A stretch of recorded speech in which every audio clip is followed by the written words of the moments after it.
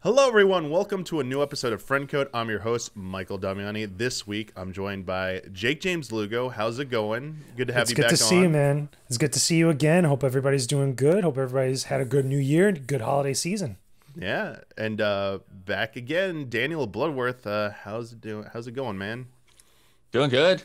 Yeah, just getting back in the groove of things and scheduling things out and trying to catch up on some awards games. So yeah, that's Nice. right. For us here at Easy Allies, it's prepping for award season here. The beginning of 2022 is always that big push towards our annual awards. So yeah, like Jake James, we are doing that crunch mode, playing the list of games that we think Missed. are going to be contenders. Yeah, just because there's never enough time in the year. That's how it always goes, right? Yeah, definitely. But so many things to look forward to this year. But I want to get a quick check-in with you, Jake James, because I haven't started watching it yet. I feel bad because I feel like I'm going to just watch it when they're all out, and you know what I'm talking about. Book of Boba Fett. Yeah. How is it so far without spoiling anything? Has it been meeting here's your the funny thing. expectations? Okay, right now we are on episode 2. Episode 3 comes out in 2 days because at the time we're recording this, it's just before episode 3 comes out. Okay, it's getting good, and it's only the second episode. The first episode was a little rocky, but there was a lot of ground to cover, especially for Star Wars fans, because there's a lot of things. If you know anything about Boba Fett, there's a lot of stuff that we have to address beforehand. But once that started getting out of the way and we started going to episode 2, there's a lot of neat stuff that's cooking that seems like it's going to have a big payoff once we get to the later episodes. Because remember, there's only 6 episodes to this show, so I'm excited. They've already shown some really big things, especially if you read the Star Wars comics.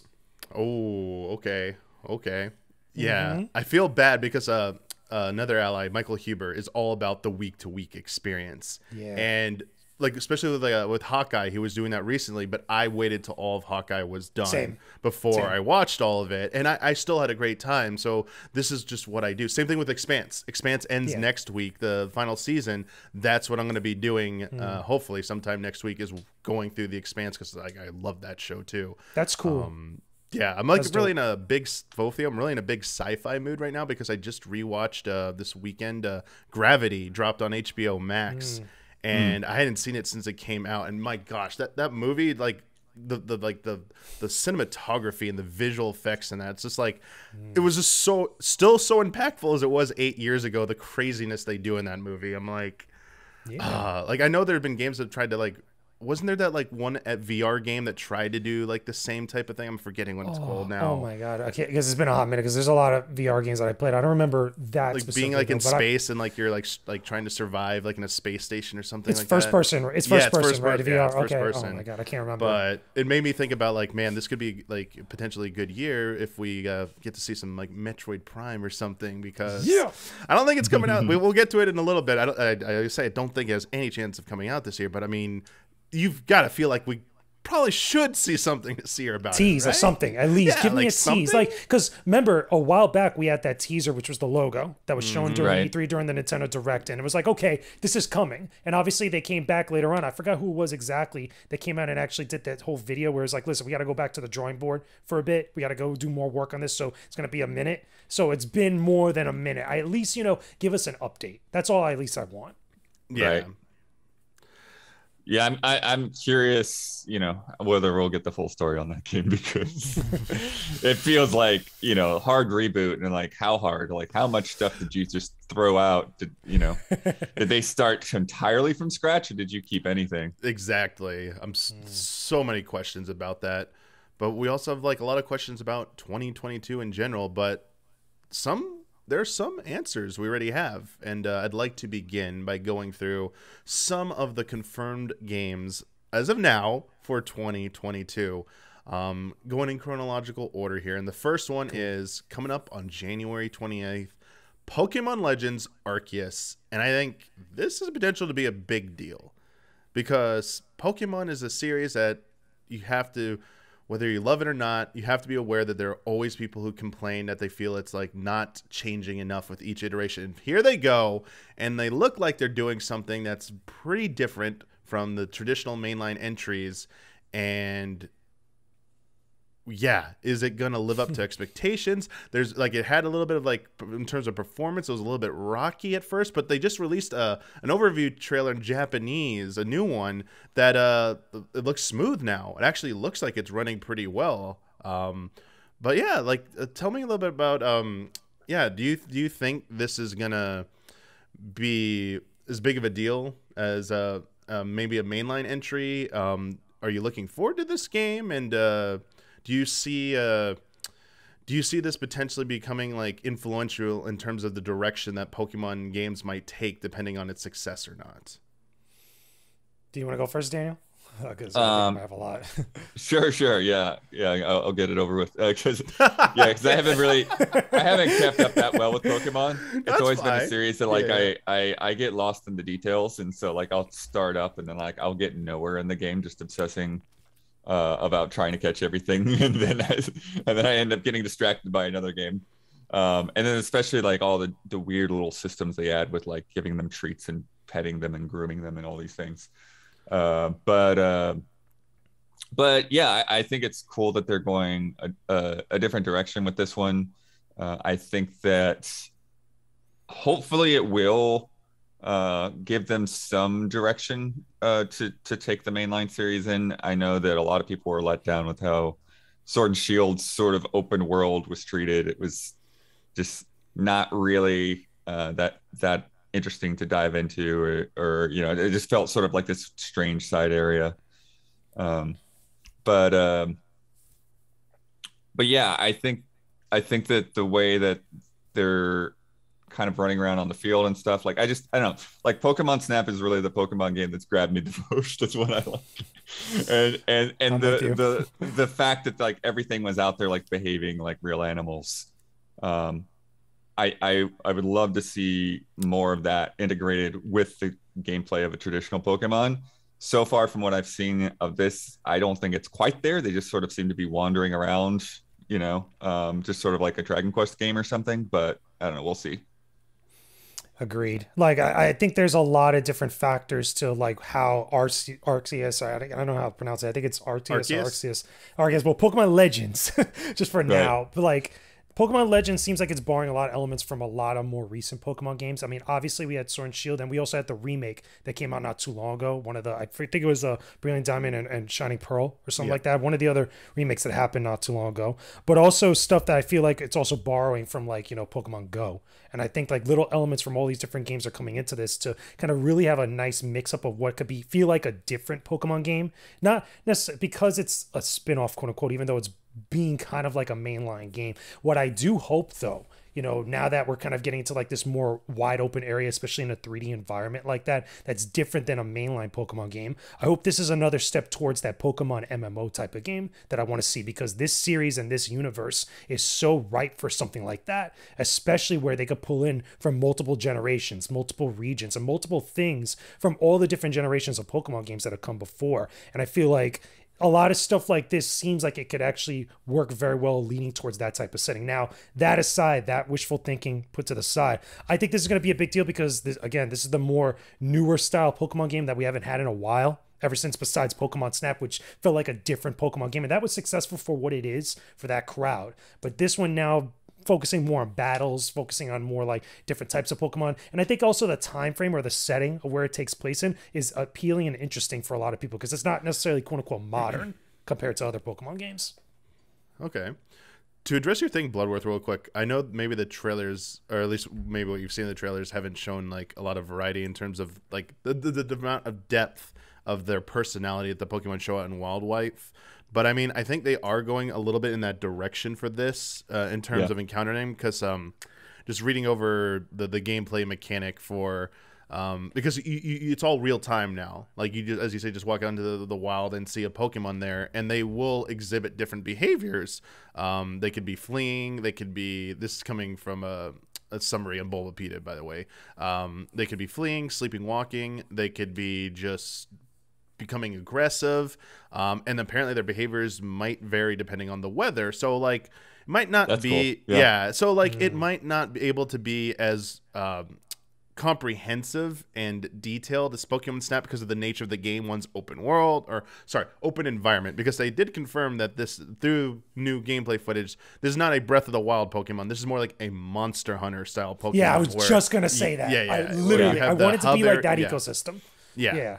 And I mean, that still has the potential to be great. Like everyone gets a little too hooked up nowadays on like linear, open world, or hub based, or whatever, and it's like, well, it's what you do moment to moment in between that like makes it actually a good game. Like open world games are just inherently better than linear, like, you know, games or something like that.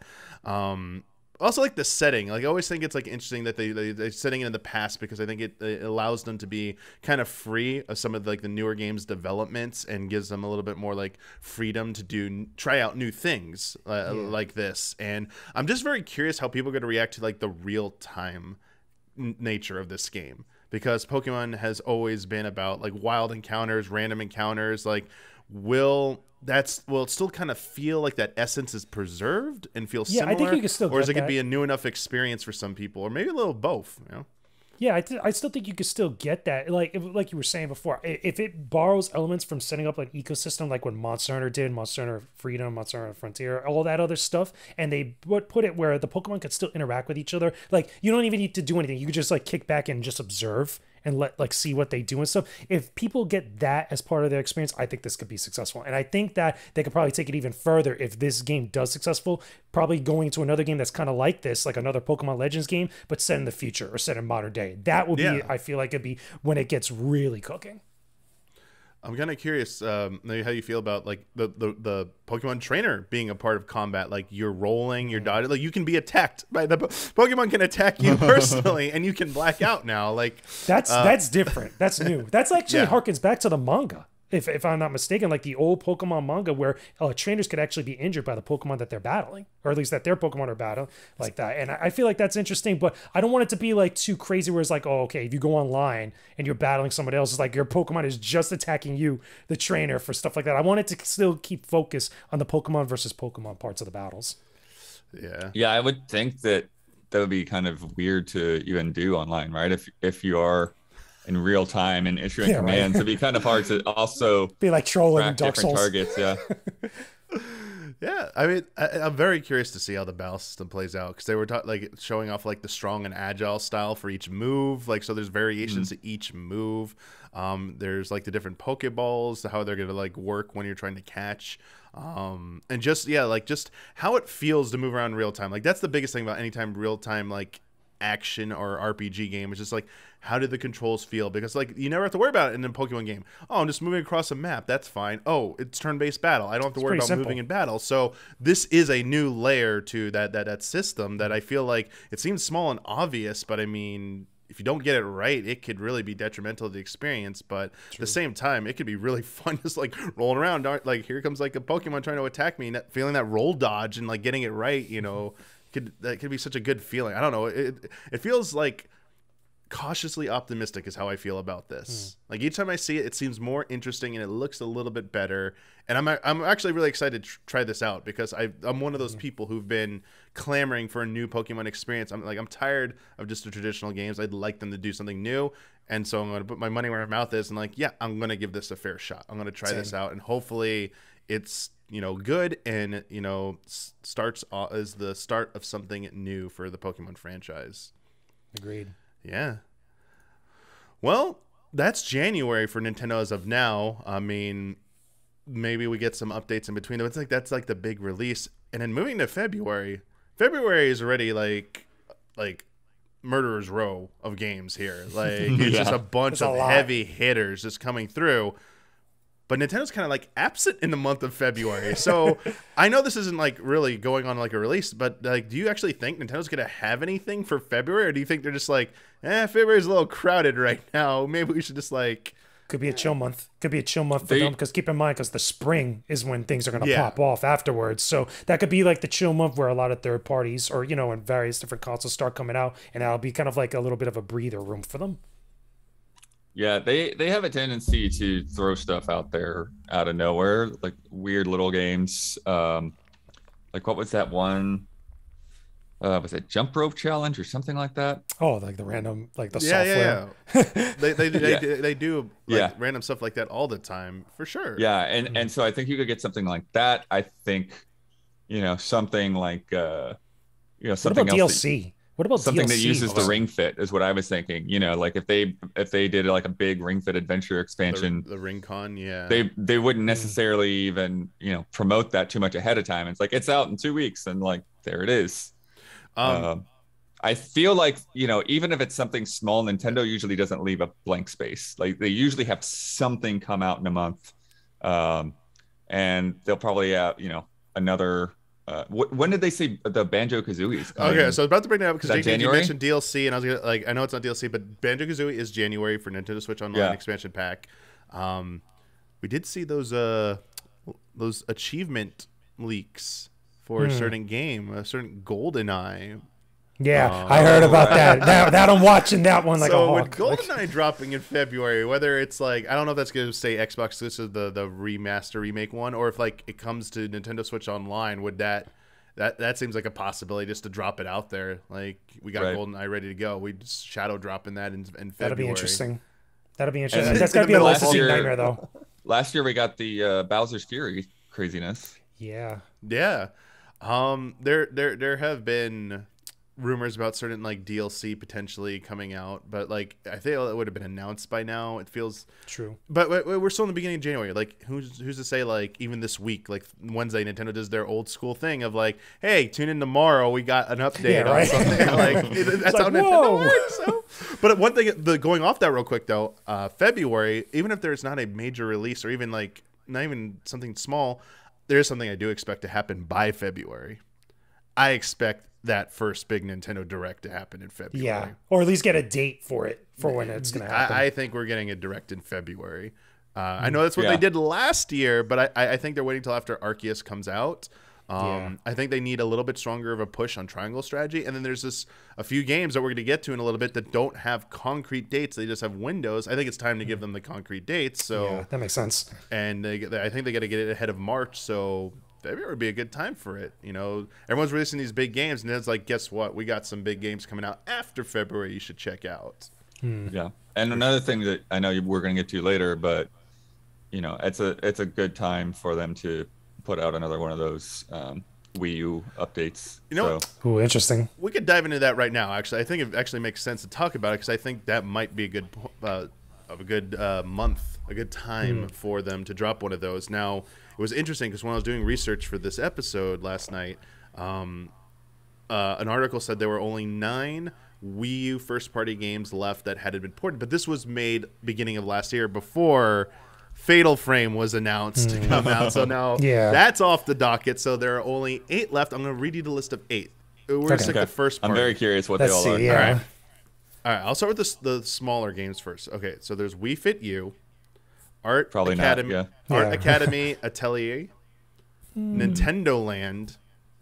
Oh, I don't know about that one. Yeah, that's probably not, but yeah, it's interesting. Yeah, I think those 3 are probably not going to happen. Yeah, I could see sequels, but I could not see them reimaginings. Like for Nintendo Land, I could see as a reimagining because with the Joy-Con like motion control and stuff. But even then, I'm a little iffy about that. Yeah. Game & Wario, but we just had a Wario. Yeah, we just had one. Yeah, nah. Yeah. Okay, now we get into the 4 that are probably the most likely. Here we go. Star Fox Zero. Yeah, I want that. That's what I've been saying that for years. I want that. I would love to have that with traditional controls if possible as well on them. Yeah. Xenoblade Chronicles X. Absolutely. That's a big one. Makes sense. I think that's that really one. Yeah, I think that's the most likely is for that to come over. Yeah. Because we already got Xenoblade Chronicles Definitive Edition already. Like, why not? Like, I don't see the reason why they wouldn't. So yeah, Star Fox Zero has so many control things to work out, and I don't know that it really would translate very easily. Whereas that game, Xenoblade, you just put it out. It just seems like less work to bring over as opposed to like Star Fox. Yeah, I've seen some videos on how to do Star Fox where you just switch to a first-person mode when you want to do to do that control scheme. So it's just a toggle button now, and it goes fully. It doesn't it's not partial because you're holding up the used to hold up a Wii U gamepad. It's interesting you say Xenoblade Chronicles X because I think on the surface level it seems very obvious, but having talked to like Stealth, having talked to Simmons from Video Games, who are like really big like Monolith Soft fans, they're of the opposite opinion. Really? They actually think it's not Stealth, very... I would think he would want it, like, you know, bad. Oh no, they want it. It's just that they think it's not very likely given what Monolith Soft's already publicly talked about what they've been working on. It's like where would it have fit in their work skills? But that doesn't rule out another outside studio assisting in something like that, which we have seen Nintendo work with like Tantalus and other similar studios to bring out ports of their already existing releases to other platforms, which could make it possible. Which also makes it the next two might be the most likely, especially given they might want to ramp up to this certain possible release this year. And the last two are the Wind Waker and Twilight Princess HD versions. I would definitely say I put money on Wind Waker. I would put money on that one. I would definitely say that because that one I know for the Wii U specifically, that was a big deal for a lot of people, especially a lot of Zelda fans. And it seems like a lot of people, I mean, they would want both ideally, but that's one that I feel like they would want to revisit again. It's weird because I feel almost like Nintendo gets into this place with these remakes where like, well, we did it. Like, so they feel like that's been done. Yeah. There's no reason to do it again for 10 years. That's true. So very right. It's like we're good. I actually think that I think those might not actually be as simple as they would be to make. Yeah, I don't think that. But I mean, if they brought Skyward Sword over, I feel like, you know, something like Wind Waker again. Like even though there's probably a lot of work with it, after having Skyward Sword over, that seems like at least one of those two. I would say Wind Waker would be the most likely because. But that's why though. That's exactly why, because it's like, well, we've already remade these, so why are we gonna remake it again? Yeah, good point. Yeah, I'm trying to think of any like a collection would make sense, but like even then, like those are big games. Yeah, I mean the thing is, I think Wind Waker might be the more likely one because of two reasons. One, it's still a game that historically has not sold probably as well as the reception to it, like how beloved it is now, especially nowadays. Like people love this game. And I think it was just hamstrung by being on the Wii U.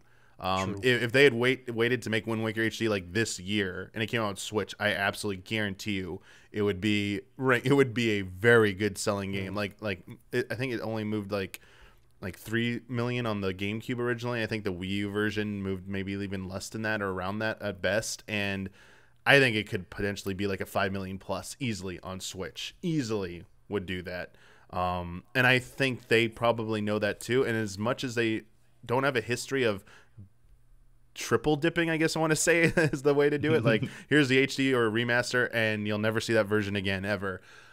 I do think maybe there's a lot of money left on the table here. And I do think they saw the demand when there was no 35th anniversary kind of direct like Mario got, and everyone's like, well, where's the rest? And they're like, well, here's Skyward Sword and here's the Game Watch thing. And they're like, well, we want more. And they're like, all right, well, maybe we could do this. And of the two, it's the one that got the most love and care. They put the most effort into the Wind Waker HD with its graphical overhaul and gameplay revision. So I could see that one probably being the one they pick of the two for sure. And being of the 8, I kind of think it's the most likely. I'm not saying I don't think it's going to actually happen, especially this year. But which one has a better chance? Yeah, if you told me from this 8 only one was happening, I would probably say Wind Waker or potentially Star Fox, and that's it. That list is missing the original Splatoon though, right? So that has really would they do that? I mean, because Splatoon 3 is coming though. That's the thing. Like, hey, I don't think they would do it, but I'm saying if you're saying those are the only 8 left, that's okay. Not, so yeah, I think it's also yeah. I guess Splatoon's not in there, but I think most people realize Splatoon was a huge success, and some of these other games like didn't really get the success they deserve. Especially all the games that have been ported over, like Super Mario 3D World, critically well received, but hindered by system. Same thing with Donkey Kong Country Tropical Freeze, one of the best platformers released of last generation, and just didn't get the sales like it should have. So I do feel like they have been leaning on. I think the exception might have been like New Super Mario Brothers U. The port of New Super Mario Wii plus Luigi. Yeah, Deluxe, sorry, with Luigi. I thought that one sold pretty decently on Wii U, but you never know. Like, you could be right, Blood. Maybe they do have a Splatoon, like 1-2 punch of here's Splatoon re-release a port on Switch, and then Splatoon 3 later this year or something. Yeah, you're right. Or maybe Blood. they do something in Splatoon 3 where it's just like, here are all 3 campaigns. Yeah, that would be kind of cool. That would be sweet. That would be really nice if they did something like that. But yeah, but yeah, I'm with you, Jake James. That like also like my heart says I'd like to see Star Fox, because I don't think we're getting a new Star Fox. I don't think we're getting a new Star Fox. So I'd like give me a port at least. Honestly, yeah, I feel like that game specifically deserves it because when it came out, Nintendo made a huge deal about it. I still remember the R-Wings that they had people riding in when they were playing the game. Like it was that big of a deal for it. But even then, I feel like because they harped so much on those motion controls, that ruined the game for so many people. And like everybody was focusing on that and just ignoring all the like stuff that they did as a remake of Star Fox 64, quote unquote. That was like really awesome. If you were a Star Fox fan, it was like a big deal.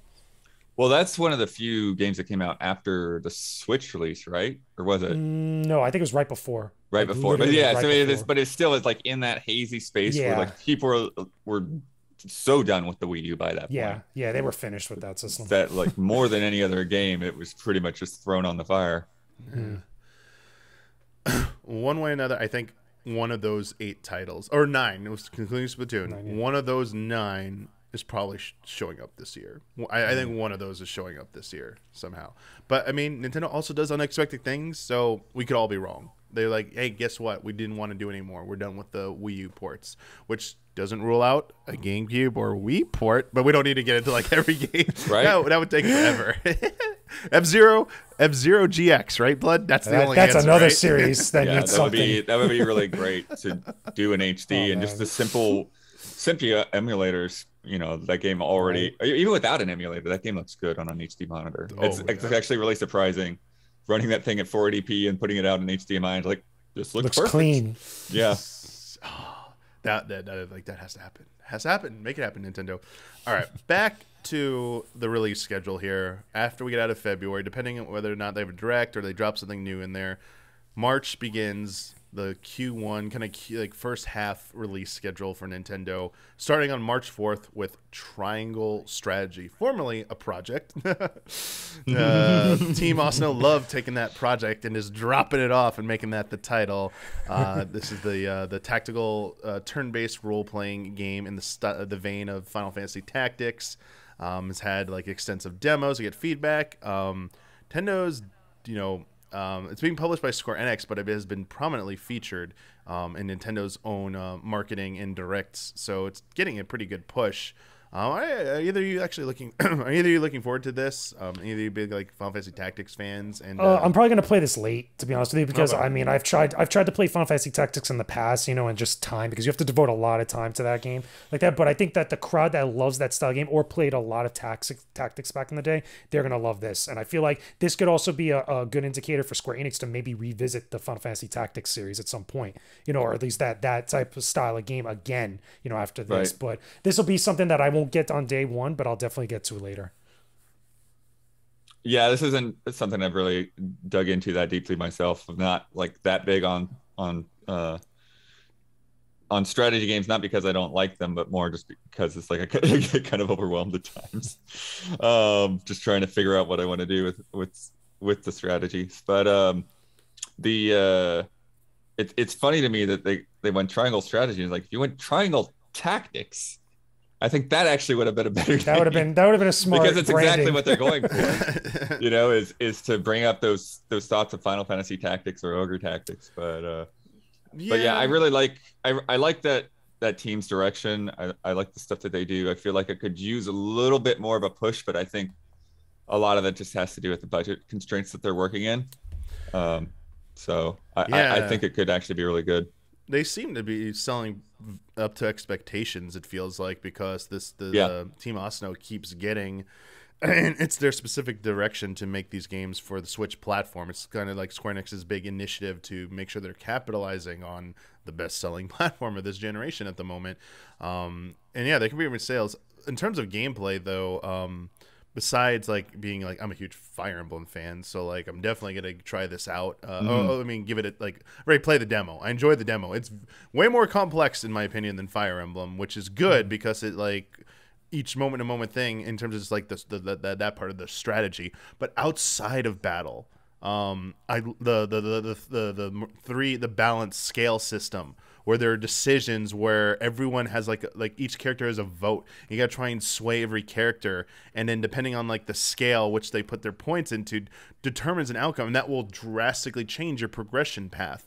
We're like, oh, should we send a character? Oh, the enemy demands we turn over this person and they'll leave us alone. Do we turn them over or do we protect them and fight? It's like that was like the demo decision. It's like, holy crap. And like it does change where you can go, and there's a lot of different threads that get involved. So like it is a very complex storyline with lots of characters. So like if that's what you're looking for, I mean, I think the demo was saying and doing all the right things. It's just, will it be good throughout the whole thing, from beginning to end? And as you said, despite it, being involved in Nintendo stuff, it like does. The nature of these types of games are kind of harder, I think, of a sell. Like, think of how long it took for Fire Emblem to break out. And it was kind of due to them making it more accessible. And I don't know if this game is going for that angle of being more accessible necessarily. I think it's trying to give you that more of that, like, Final Fantasy Tactics experience, which is more, like, nuanced and more comprehensive and giving you more systems to deal with. So might be a little more of a difficult sell to the average person. So like I really hope it does well. Even if it does, like it's not the best tactics game, because as you said, Jake James, this might give an indication to Square Enix to keep pursuing this, because they're all about random re-releases of remakes. Like we got ActRaiser out of nowhere. It's like, you know something? This is the type of crowd they're going for is the same type of crowd that played Tactics Ogre on PSP. Like that's the type of the very niche, like hardcore people that play that style of game. Like, the types of games or very niche crowds like this over the next few years that are going to be playing games like this are going to be eating good, because you got this, you got Euden Chronicles, you got games that are coming out over the next couple of years that are very similar, where they're spiritual successors to games that are beloved classics by that crowd. Yeah. Let me backtrack on one thing I did say. In terms of accessibility, I saw a note here. After the first survey from the demo, Square Enix did acknowledge that they were going to add more difficulty options. I think it goes both ways there. So I do think maybe they are considering like, hey, if someone just wants to like enjoy the story, we should make it a little bit like easy for them to go through. True. But on the flip side, maybe some people are like, I'd like it to be a little bit more challenging. So like, I'm all about giving like multiple difficulties. Options. Yeah, more options for that. So this is one I'll probably play at a slow pace, just like every now and then, but definitely looking forward to it. Hopefully this next one plays as well and as enjoyable as the trailer made it out to be. On March 10th, we're getting Chocobo GP. Basically, Final Fantasy Mario Kart. And Chocobo Racing. Yeah, Chocobo Racing. Yeah, let's go. And just seeing Gilgamesh in a cart, I'm like, all right, you got me with that. I'm curious. I don't think I ever got your. I think we did. We were there for the reaction to Blood, but I forgot. But like, how do you feel about Chocobo GP, a Square Enix kart game, Final Fantasy kart game? I guess. Yeah, I think like you said, I think the biggest appeal is just going to be what they do with the characters and then the track designs. I'm actually very curious, like what kind of locations we're going to do.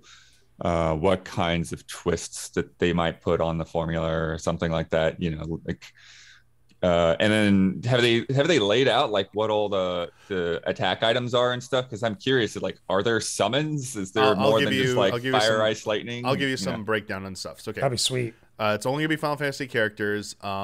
Players can choose to perform power slide drifts, so there's power to do speed boosting.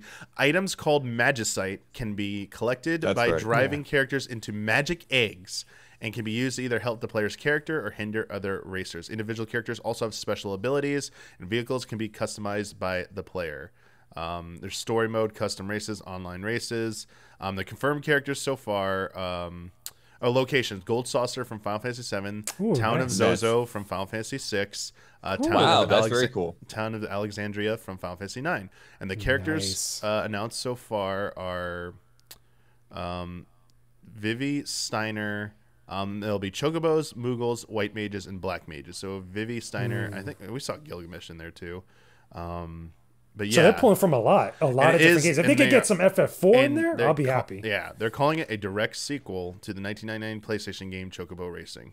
Okay, that's interesting. That's very, very interesting. Let me play as a Moogle and I'm good. Yeah, you That's all got I Moogle. want. Yeah, you got the Moogles. Yes. What would be fun and thinking of FF4, it'd be really fun if they did one that kind of like went like from above ground to underground into like the dwarf caves and stuff. Yeah. Oh, Ooh, that'd be gosh. sweet. Or go up to the moon. That'd be sweet. Okay. That'd be wild. Now you're talking. You're speaking my language here. The other thing I'm curious to know is if there'll be other characters from other games like that. Like we mentioned Steiner, you mentioned Vivi, you mentioned Chocobo and Moogle and stuff, but we get like other cameos. Like will we be able to see something like, you know, like a Rydia or like a Cloud or like a Renoa or something random along those lines? Because they do that with a lot of spin-off games for FF, between Dissidia, between the Retham, and a lot of others.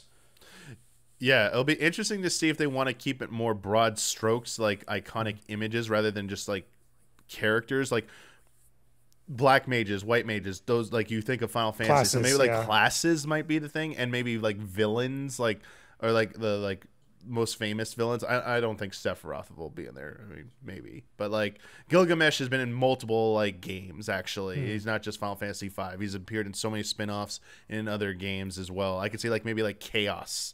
Like the OG Chaos or Garland, being Right. represented in there because it's like another iconic one. But also like bombs, you know, you can see like, you know, bombs are probably Like gonna monsters be, and yeah, stuff, monsters, like something goblins, cutesy. or stuff like that. I think, but I think the courses have the opportunity to have that type of stuff. Like maybe there is a Midgar stage, and like you see like in the distance Cloud and Sephiroth fighting or something on the skyline or something like that. And or Final Fantasy IV, as you said, going between the surface and the underground, and maybe even going to the moon at some point on the course. Or even like in the background in the gold saucer, seeing Kate Sith like gambling, something Yeah. silly Right, like right. that, some goofy. Cloud is playing fun. a mini game. He's playing the submarine Right? mini game. Yeah, there you go. They haven't done a demo or anything for this, right? Because I'm curious how it No. will control.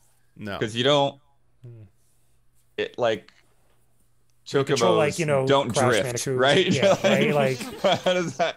I would have to Bloodworth. look at the first game at one point in order to see, to be honest. yeah, I'm curious like how they'll do that, but Chocobos, man, maybe they like start flapping their wings all of a sudden. And they start like, you know, flap a left wing and go boost. Yeah, what if they got Fat Chocobo in here and he's one of the fastest racers and he just like Dude, rolls I hope Fat Chocobo is in there, and I hope it's like he has no items. You bump into him, he wipes you out. Like that's Right. like it's like a god tier mode. Or maybe it's like something that you actually like. That's a power up. Like you turn your Chocobo into a fat Oh, that'd be Chocobo, hilarious. and it's like a bullet bill. You just like barrel through anyone that's in Oh, front that'd of be you. great. Yes. Oh, you gotta imagine the summons are gonna be part of that Magicite stuff. Like Yeah. you could summon, like Ifrit or Leviathan and like wipe out people in front of you. Oh, there's a lot of potential there. And similarly, you know, if like you turn into a black Chocobo or something for a second and take a shortcut that you couldn't take otherwise. Yeah. Blood's all about the shortcuts. I have a story. Once upon a time, I followed Blood on what I thought was a shortcut in Mario Kart. It was not a It shortcut. did not turn out well. but I thought Blood was a shortcut person because I was like, Blood knows racers. He probably knows the shortcut. Damn it, my fault. But yeah, that is heading out on March 10th, and so far it is a Switch exclusive at the moment. Also wrapping up March. I don't know if any of us are really into this, but I do think it's worth mentioning. Is Rune Factory 5 because it is the first new mainline entry in the Rune Factory series since 2012's Rune Factory 4. So 10-year gap between. Yeah, well, I think like the studio went under or something like that, and then really? somehow, Wow. like it's. There's a story there that I don't know the details of, but so Neverland, it's a big deal that series exists. You got right here. Neverland Company declared bankruptcy after the release of Rune Factory 4 in 2013. The future of the series left unknown. 2014, Marvelous AQL said that they started hiring former Rune Factory developers, including Yoshifumi Hashimoto, the producer of the series.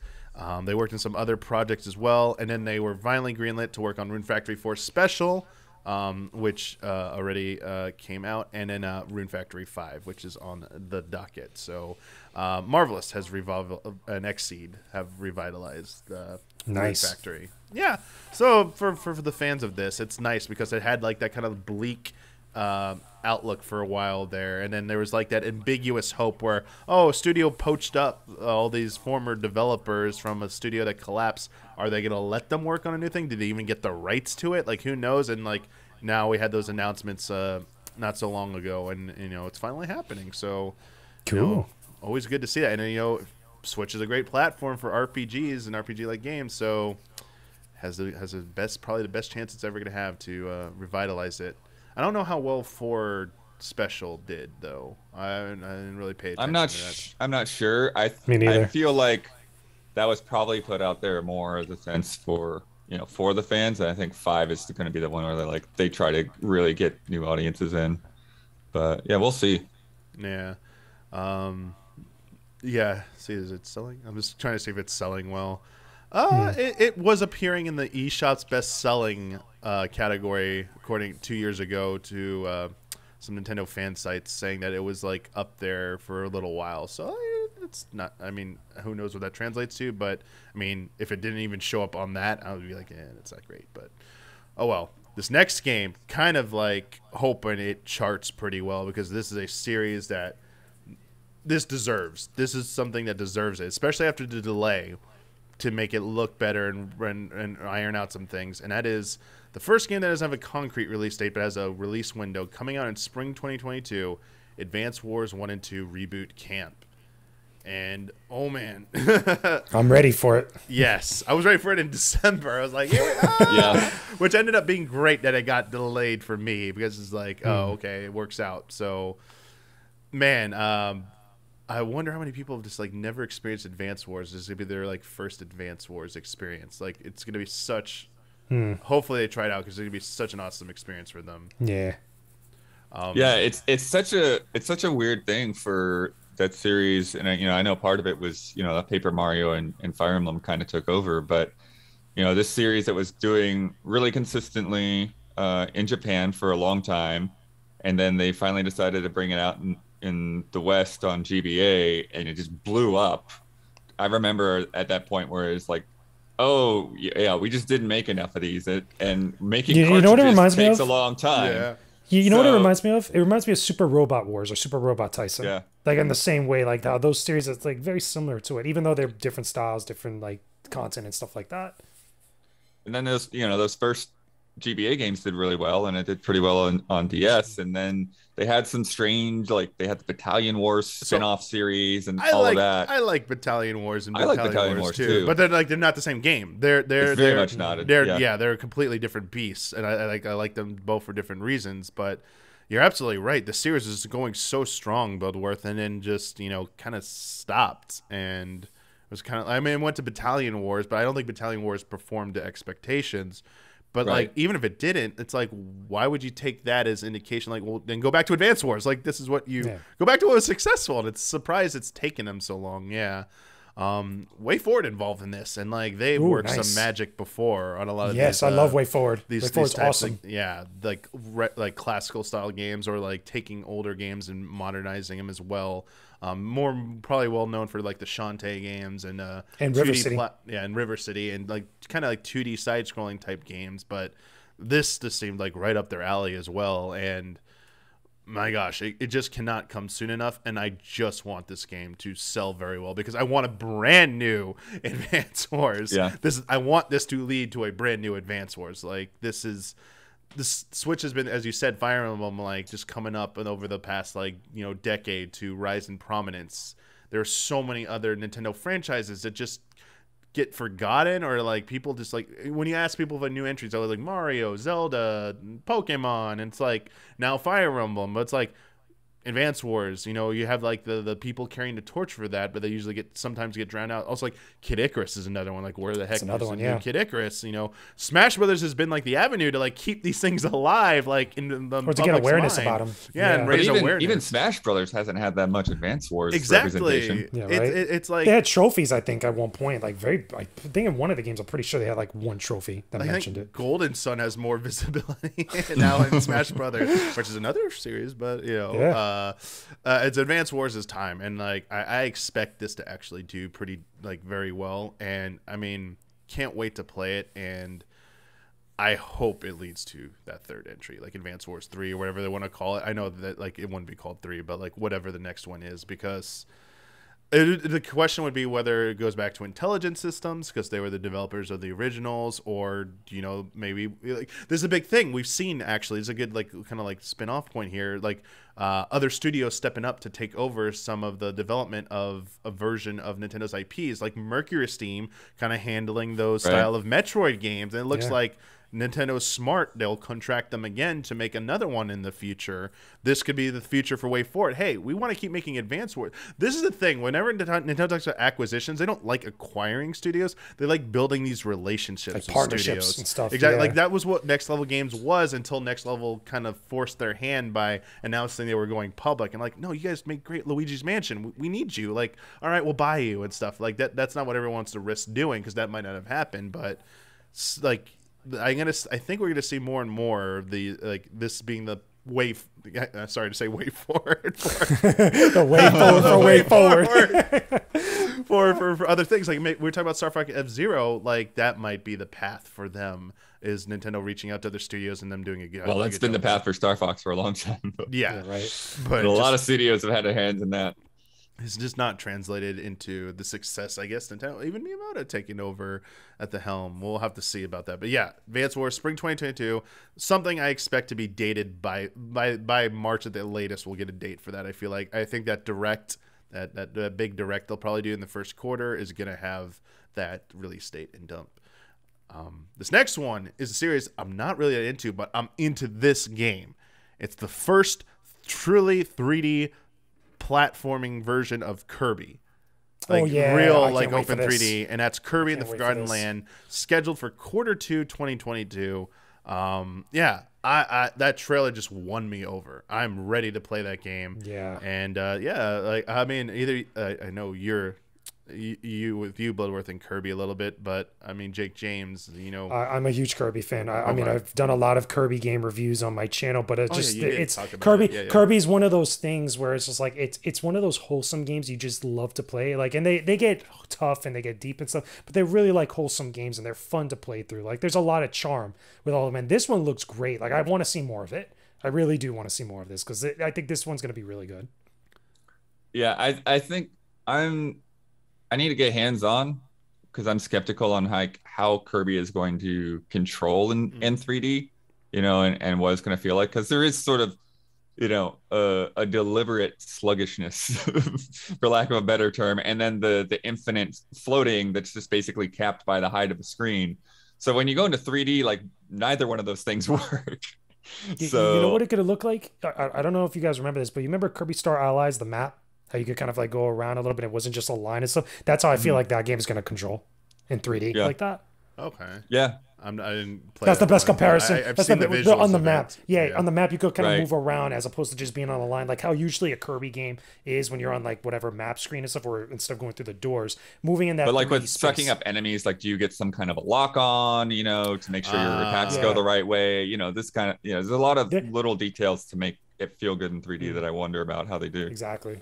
Yeah, I wonder if it's like full 3D movement or if it's like just 16 gates, like, the 16 directional thing. So like it makes it a little bit easier to manually target even if there isn't a lock on. But that's a good concern because like I think another series that also deals with that a lot, because it hasn't always had this consistent success as Sonic. 2D, 3D Sonic. Like people always like, because we got Sonic Frontiers coming out and like 3D Sonic, supposedly open world Sonic. Like how's that gonna handle like 3D Sonic controls are always like iffy, whereas like the 2D, I mean 2D hasn't always been perfect, but people seem to like put more faith in a 2D Sonic game being better than a 3D, and I think that's kind of like what you're indicating, Blood, that Kirby has been proven in 2D, and it's like it's such a well-refined thing at this point, but will they be able to carry over that feeling of Kirby and make it feel good still in a 3D environment like that? So I it's a very valid concern, and like as you said, Blood, hopefully there's some way to either release a demo. This seems ripe for a demo to convince people. Like if one of these first early Q1 Q2 games like Kirby's, and they've been doing a lot of demos, Nintendo, for their first party games as well, so I would love to see a demo of that game. I also think May, like it says Q2, I think May is not too. I think a lot of other people are predicting May for that game, so that'd be good. I think Advance Wars is going to be April. I think Kirby's going to be May, honestly. If that game ends up getting delayed, though, I could totally see it coming out in the fourth quarter. That's true. If there's some things to iron out, and maybe they do a demo. I mean, has Nintendo ever really done a first-party demo and then like actually taken feedback from it? And no, I don't think they have. I'm struggling to remember. Like, I don't. That seems like everyone, like Square Enix, has been doing. I mean, I'm lot. sure that they do, but not in like a really like obvious public way, like the Octopath and things. Yeah. Gotcha. Wrapping out our release window for the first half. An expansion dropping from Monster Hunter Rise, Sunbreak, coming in summer 2022. Caveat here, it's also coming to PC because that PC version is coming out pretty soon here. So we're going to have it multi-platform. Monster Hunter is a big deal. Rise was a big deal for Switch last year. Sunbreak, I'm not asking whether you think Sunbreak's going to be a big deal. Do you think Sunbreak is going to revitalize Monster Hunter Rise on Switch, or do you think it's going to have a more potent impact on PC?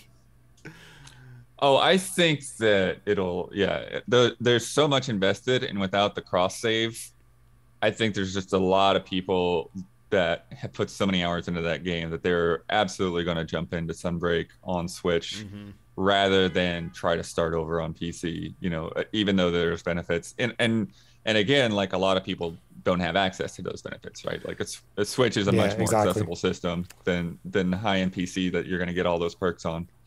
Yeah. The only other reason why anybody would jump on PC with a game like this is the mods. Like that's really like the only really real big reason for people that are diehard about that type of stuff. So I feel like everybody that's played it on Switch is just going to play on Switch.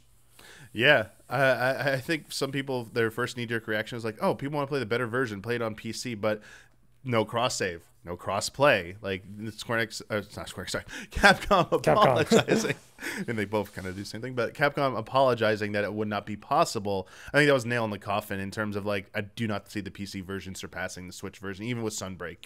I'm also very like skeptical about I think the PC version will do fine, but like, I'm pretty convinced that it's like the headlines are gonna be like, Capcom pleased with Switch sales of like Sunbreak on Switch, or who knows, like if they'll like be public about that. But yeah, I think it's I don't want to say flying under the radar. I think people are underestimating Sunbreak and the power of Monster Hunter Rise, even me, because Monster Hunter Rise was a big seller, but even compared to Nintendo first-party games, it wasn't like, it didn't achieve that upper echelon like Animal Crossing or like Mario or Zelda. Like it's that third-party game, and like third-party games on Switch, just I'm waiting for that third-party game that like is up there with the first-party juggernauts on Switch. Like, when are we gonna have that again, if ever? And I thought feel like Rise did really well, though. I remember a lot of talk about that. It did. Like, not to downplay how much it sold. It sold a great deal, and it's still selling well. And I think it's gonna get a nice boost from this. I think when all said and done, what is it sales? There was also, keep in mind, this was also complimentary to the Monster Hunter Stories games that I think they've came out or they're coming out. That's the other one too. As far as like the brand. Yeah, Stories came out. Yeah. So I feel like a lot of attention got diverted in a way in terms of, like Rise had a really good start, and then they had Stories too, and then you really didn't hear a whole lot about Rise, especially compared to like how well World just kept adding content. And so that's right, yeah. It's sort of like Sunbreak is sort of the big next thing, and hopefully after that we'll start seeing more, more of those smaller editions and more of the like ongoing kind of updates. As of end of October, Rise had surpassed 7.5 million sales worldwide. That's a lot of Palicos. Yeah, Sunbreak will push it over 10 million if it doesn't already get there before then. It actually is going to be pretty high in that thing. So it is a huge deal for Switch, and that's a good point, Bloodworth, about how long will this game be supported post Sunbreak? Like you say, these smaller updates, will Sunbreak kind of be like it, and maybe a few small updates after, or do you think it's going to be discontingent on like sales? Like if it like blows up again, they're like, hey, we have to do another follow up to this, or do you think maybe Sunbreak will be it? I think how long they go will definitely depend on how active the community is, but I think that there's a good chance that there'll be quite a bit of a tail after the the expansion comes out. I think this is a time for them to really just kind of keep working on that, because it'll be a while before, the Monster Hunter World sequel gets announced. That's probably a next year thing. Like we might see, actually, yeah. What's the timing on Sunbreak again? It's the spring, summer 2022. So yeah, so I could see them basically like doing this like kind of dual thing. It's like, all right, Sunbreak is out in a few weeks, and also like E3, they're announcing World 2 will be out next year. So it just kind of just keeps the flow going. Mm-hmm. Yeah, they'll go right from Sunbreak to World 2. And I think it's good for Capcom. I mean, as long as Switch is just like such a dominant force, and it seems not as feasible to bring the caliber of game in terms of fidelity as World or World Successor is probably going to be to the Switch platform without severe compromises. I think this is a really good path they're carving out here by potentially having. I don't know if they want to make Rise into like a series, or like just keep like a successor to Rise. Like, I'm getting into real speculation here. Like Switch the successor, whatever it's going to be. Like they should keep making platform specific Monster Hunters for Nintendo. They have been doing that. They've been doing it since like 3DS and all the way back to Wii. They started with Monster Hunter 3, and it's been doing well. But there's so many people like, you should expand, but they did with World. That's what World would. World is the big boy, but World is the one that like sells gargantuan amounts, best-selling Monster Hunter game, one of Capcom's best-selling games. A lot of free content too. On top of that, it kept it going. Ridiculous I think that, and that's rightly so, doing that focus because it is multi-platform.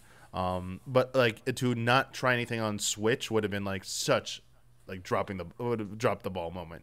And like I like what they've done here. Like I think this has got to be probably even more successful than I hope they expected, because now looking at those sales and what it's probably going to be after Sunbreak, this is like just a huge achievement for them with Monster Hunter Rise, and just shows the power of Switch. Like, who cares? Like, I'm very curious to see if they ever release PC sales for Rise. I'm like kind of curious to see what that gap is, because that'll say a lot about as you said, the time investment people put into the Switch. Like, they're just not going to jump ship.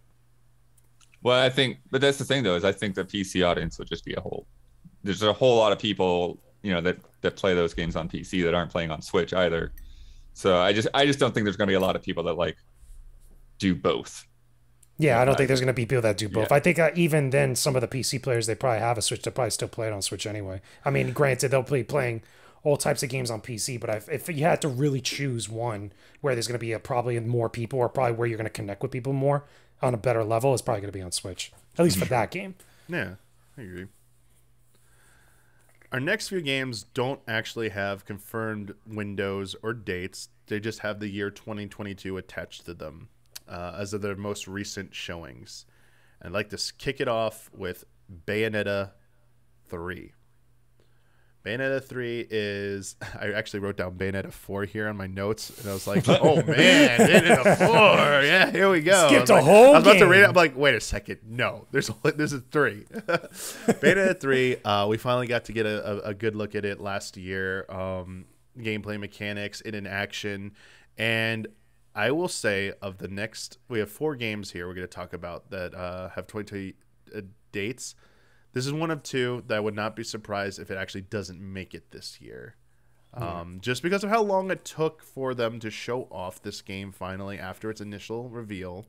Also, this Bayonetta is the flagship game for Platinum Games. It also now has the potential to be their best-selling game of all time. If they set it up right, I think it has to get everything right. And with its pedigree and its history, with 1 and 2 being revered as some of the best character action games of all time, I think they'll take as much time as they need. Do you agree with me on that kind of assessment there? And from what you've seen, do you think that seems likely that it might miss this year, or do you think it's still very confident maybe it's still going to hit this year? Honestly, oh no, go ahead, Dan. Yeah, I think that they've taken such a long time just to show anything off that. I think it's probably in a spot where it's getting close to being ready. So I could see, it being something that they put out in August or somewhere along those lines. I agree that between Nintendo and Platinum both, and this being kind of Platinum's, like baby, like the one of the games, because like Platinum has two kinds of games. They have the games that they like really care about, and then they have the games that they just sort of make for other people. They're kind of just there. Yeah, they just kind of exist, right? And so, Yep. yeah, so I think that this is one of the ones that they really put a lot of attention. They want, like, this is their IP, like this is like their brand, so they're going to take all the time in the world that they need to make it exactly what they want. So and with Nintendo's backing, like, I think Nintendo's going to give them that time. So I can definitely see this going either way. I agree. Like, I think that obviously, like, they're going to get a lot of attention with it, with the marketing, especially like whatever the big Nintendo Directs will be, they'll probably show this game at least one time throughout this year. And even then, like, even if it doesn't make it this year, I feel like there's still potential for other big, even Nintendo first party games to kind of fill that void. So even if, I feel like almost like if we don't know of a big Nintendo first party game that's dropping this year, this could be that big game for 2022 for Switch that people are going to be like, okay, this is the one for this year that people are going to be excited about. And if not, I could totally see this coming out in early 2023. Like, even like at least we see it. We get a sense like there's been a lot of progress with it. I think the next time we do see this, we're going to see more gameplay, like actual, like, full, like a demo type of like gameplay, like in a Nintendo Direct, they'll show you the new moves or like what's going on with the story and other things like that. I think it could use a really solid playable demo as well. Yeah. Because one of the issues that I feel Bayonetta has is it's so fast and it's such high frame rate and there's so many things going on screen that it's kind of a terrible game to stream, because the streaming software and internet connections cannot keep up. Video codecs cannot keep up with Bayonetta. So you need to see that game in person to really appreciate how good it feels and how good it looks. Very true. It's a bummer because we got confirmation that E3 is going to be online again this year. So that opportunity to get that hands-on, because the Bayonetta 1 and 2 have previously been hands-on before they came out, and people got to get a chance to play them. And this one has a new mechanic. Was it the Demon Masquerade, where Bayonetta fuses with a demon, and that kind of like kaiju-style battle, like where she's controlling it from the sidelines, like, you want to know how that feels. Like, I want to try that out. So a demo would go a long way to, convincing a lot of people. Now, to keep expectations in check, I just want to let you know, as of the last published sales data comes from 2020, middle of 2020, about Devil May Cry 5. 3.7 million units sold worldwide. So let's assume it's like slightly over 4 million, the worst case scenario. So that's a multi-platform title, heavily anticipated, very well marketed. I mean, we got to be realistic. Like, its sales figures probably that's like the upper end for Bayonetta 3, probably, right? Yeah, like, it's not going to be that 10 million plus seller. So like we're thinking like anything not above in that level, but it's this weird back and forth because Devil May Cry 5 is not on the Switch. Yeah, that's true. That's true. And Switch games tend to get somewhat of a bump, but Bayonetta is also in this weird. It's in a weird place. Yeah, it's only on one platform. I could see it doing like 2 or 3 million for Yeah. Agreed, yeah. I didn't really mean to get us to predict sales. I'm not really like I don't always like doing sales predictions, but for our listeners and viewers, this could be the best selling platinum best selling game, and it's on Switch and it's gonna be heavily marketed. Like, even Devil May Cry 5 multi-platform game is like around roughly 4 million copies after all this time and all that hype and everything. So like, it's probably not gonna be like the next Pokemon, the next Animal Crossing, next even Fire Emblem, probably even not. But I still think it's going to do good, though. But I still think it's within its own context, its own category, I think it's going to be up there. And I think the biggest thing is it meaning not only if it meets or exceeds sale expectations for Nintendo, it means good things for the future, because Platinum is always hit or miss with their releases, whether it's not their fault or not. In terms of sales, so like nice for them to get a big win with Bayonetta 3, because the series is excellent. It's like it's like right up there. Like, I mean, you could make your arguments for Devil May Cry 5. You can make your arguments Bayonetta 2 probably being like the top tier of character action. Bayonetta 3 could surpass that. Like, I just want to see more of them made.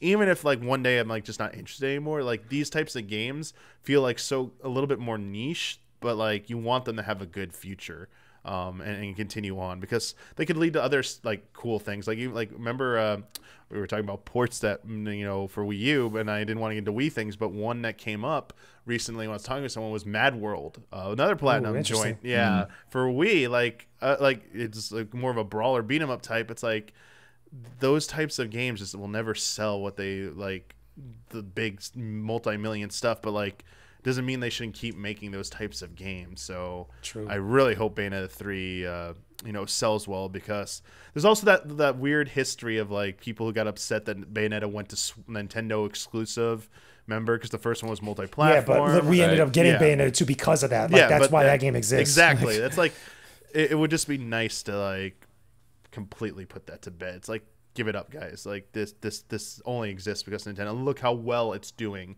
on Switch. And I believe the Switch ports for those did sell better than they thought they would originally for the first month they were out. So that's a good sign for Bayonetta. Yeah. Very good sign for Bayonetta. And I hope we get that demo, because I'm really looking forward to like trying out that game, because these games are insane, man. You think Devil May Cry is insane? Like Bayonetta does. It's fun. It's a fun insane though. Like they're action packed. They got great music. They're really exactly so stylish. All right, probably the biggest game we might talk about today. We're at the a little over the halfway point here. Breath of the Wild sequel. They said they are aiming for a 2022 release date. Yeah, this game ain't coming out in 2022. I'm calling it right now. That ain't happening. You don't even have a title yet. You're going to tell me it's coming out this year. Right? It's funny because it is the game I think people would be the least surprised if it fell out of this year. Yeah. But also, with some of the games on the docket for this year, it coming out would cement this potentially being another 2017 type year for Nintendo, which was like one of their biggest years for game releases, and there's that hope.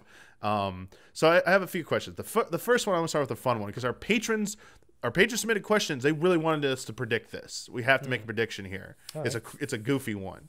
We both got this from we got two people asked this question. John asked it, and Easy asked this. They want to know what the heck we think the title of this game is going to be. They give us their thoughts. One of them is Linked by Legacy, because they give an explanation, because the synopsis will basically be unlock the past to seal the future. And then John says, I think it's going to be called drumroll please, Smell of the Sky. What does the sky smell like in Hyrule is what I want to know. It's a little goofy there, but like I think the point was to point out the absurdity of like trying to guess the titles. I mean, I've seen a bunch of other Nintendo content creators give their predictions for the title, so yeah, you gotta come up with one title. What it's dumb or goofy as you think it is, we gotta make predictions, and we'll come back and check if they were right when it's announced. This is tough, because it's like it could be anything. Like, right. Oh man. You know what? How about The Legend of Zelda? Oh my god! I just lost it, because I was like, no, that's like way too stupid. Oh my god. Well, that's the thing. It's like everything I come up with is like, it's like really like weird. Nah, they probably wouldn't go that far. It's usually an of. I keep going back to depths or something, but it's usually an of in the title. Not all of them have that, but like it's of or possessive. Something is a possessive of something, like Majora's Mask. Like they always kind of do stick to that. The exception was A Link to the Past, but like that's not what its original title was in Japanese. So it was actually Triforce of the Gods in Japanese. So like they do kind of Adventure of Link, Dreaming Island, or Island of Dreams for Link's Awakening. You could call it like something like crazy, because involving like the Calamity Ganon in some way, or like, you know, related to it, like the Calamity of Legacy or Legacy of Calamity, something along those lines. Legacy, you know, that's a good thing I could think of in the top of my head, because you know this game could be pretty much just about anything at this point. Or if they really want to tie it into a sequel, I mean, maybe that's it. That's just Depths of the Wild. You know, yeah, right. Wow, that's a good one. Because it does feel like they are, it's to some extent building off of like transforming that same map in some way. So yeah, man, I want it to be like dramatic. I want to give like this will never be the title, but I want it to be dramatic. Like Revenge of Ganon or something. Like that's why your arm is cursed, because like he's cursed you. You like finally got back at Link. Legacy of Ganon. Yeah, Revenge of the Gerudo. There we go. Like kind of Revenge Revenge of the Jedi, like the original title. Yeah. Curse of the Gerudo. Yeah, Curse of man. the Gerudo. Yeah. Wow. Because everyone's like, oh, it's gonna be like, yeah, it's like Winds of the Wild, or like Winds of the Wild. I think. Well, they did say the title would be a little bit of a spoiler. So the one prediction I will say is I do think time will be in the title. For okay, like a serious thing, sense. I think time or something to do with like a time related term will be in that title. Because it's such. They say it's a spoiler, and I'm like, as a game looks like you are rewinding time for one of the mechanics when you're using your abilities. You can actually add rewind to it, but like, will you actually do any time traveling? Will be the question. But yeah, this game, on Friendco, we speculated so much about it. We've had updates. I mean, are we all in agreement that like, even if it doesn't come out this year, we have to see more of it this year, right? It'd be crazy if we don't see more of this game this year. Agreed. Agreed. Yeah, I think they would show more with the delay announcement if they make one. Yeah, exactly. Yeah, Now here's the thing. Do we think we get an official name from them this year? If we don't see the game this year, do we at least get an official name? I think that so. caginess, I don't know. Yeah. I don't understand. Like, if the title's a spoiler, when is a good time to say it? Like, it doesn't make any sense. No, because we keep calling it the Breath of the Wild sequel. I feel like, a while back we've had like the official name of Breath of the Wild like way in advance before that game came out. We got like when we got the image for Skyward Sword like in 2009, 2 years before the game, like we did get the freaking title like the next year, but they didn't say that was a spoiler. Just like kind of decided. I don't know if they were maybe just trying to like kind of like, I don't know, like stir the like poke the hive a little bit of like the Zelda fan base of like, it's gonna be a spoiler, like let's get you they love to do that, but like get you to talk about it, keep it in the consciousness. I think if it's not even coming out this year, they give the title because they'll give so much speculation. It'll lead to so much speculation. They love seeing those videos on YouTube from the creators about what does this mean and stuff. Like it's absolutely part of their like marketing plan. Right. So I think we get a title. If it does have something to do with making Zelda playable or Ganon playable or something like that, I mean, it would make it obvious, one, why they're not saying the title, and two, why they're not showing that much of the game. He's like, well, we just got to show Link gameplay right now because the other characters we're not going to reveal yet. I mean, you might be onto something there. It might not even be a time thing, because one thing that everyone was very quick to point out in that reveal, the first reveal of that game, the last trailer we got, not like it wasn't the teaser, but like the kind of like showing off of like the sky and more stuff to it, you never see Link's face. They are very calculated to never show his face, and people are like, why aren't you showing his face? Why are we not why are we not seeing his face in this gameplay? We saw it in the first teaser at E3 with him and Zelda, but like now they're not showing his face. It's like that could just be a coincidence that every shot was just Link running away from the camera, because they were dramatic shots. But maybe it means something else. Maybe that's not actually Link we're looking at. We're all being deceived right now. Who knows? But I really hope. I hope it comes out this year. But at the very least, I hope at E3 it has a big blowout. Like, even if it's not making out this year, to like, in my mind, it's either October, November, like Q4 of this year. If it misses this year, I think it is no later than like spring next year. Like, I'm at this point, because if it's I'm gonna be honest here, I've been giving this game such the benefit of the doubt, because I think they're being very ambitious. I hope I'm proven right when they finally show off real gameplay. It's a combination of being overly ambitious for a sequel, not settling on just resting on your laurels, combined with the impact of COVID-19 has led to this having such a prolonged development cycle, almost 5 years now. A lot of stuff, 4 to 5 years now. If it slips into like unknown territory of 2023, or I'm gonna be like, was there something maybe wrong with development? Like, did they try something and it didn't work? Like, I will be kind of curious if they like maybe had like a Metroid Prime 4 situation where maybe they weren't as transparent, where they went in a direction, it wasn't working out, and they decided to go in a different direction, which is what we're seeing now.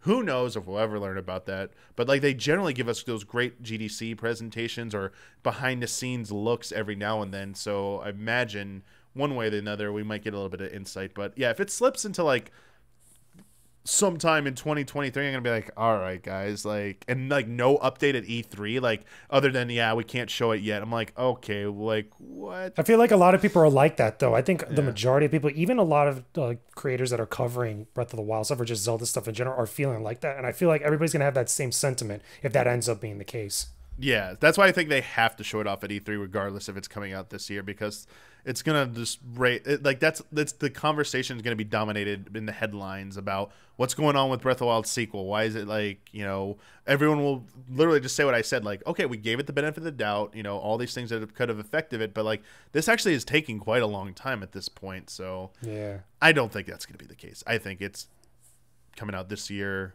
Worst case, spring next year, and we're gonna see it at E3. I say more spring personally for me. I feel like, because remember, Breath of the Wild came out in spring when it launched with the Switch, or around the time the Switch came out. So I feel like that would make more sense. At least benefit it out.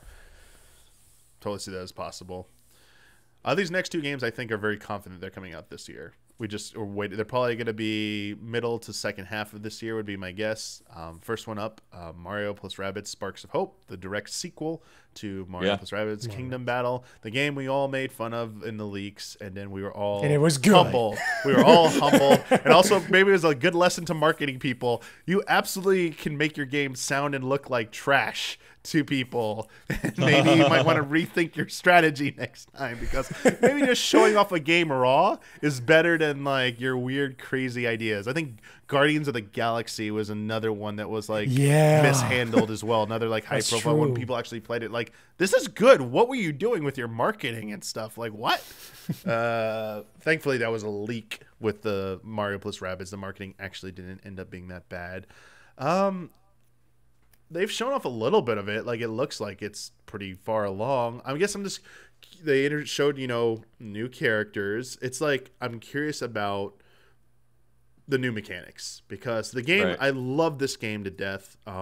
Such really good real-time tactical strategy game in the vein of like XCOM, just a little bit more fun. Like the comedy was actually pretty spot on for the most part. I felt like in Mario plus Rabbids, that musical number for that boss was like absolutely fantastic. So I'm expecting more of the same, and it's actually one of my most anticipated titles of this year, just because of how good the first one was. Yeah, and it's crazy to think of all the they were able to do with that, with it being like really risky proposition, and now it's like, well, that worked, so free reign, do whatever you want, kind of thing. If it ain't broke, don't fix it, just leave it. That's probably, it's probably one of Ubisoft's best-selling titles. Like, I bet it rivals any Assassin's Creed. It's crazy how well that game is done, largely on the Mario name, but it's a well-made game, and the developers still seem extremely passionate about it. They're like definitely all in. So yeah, just being able to take that concept and expand on it and give it a time. They want to do new gameplay mechanics, do new scenarios, and now they don't have to worry about the basics, the nuts and bolts of the engine and all of that, because they have that figured out. Definitely. Kingdom Battle has sold as of June of last year, was at 7.5 million copies.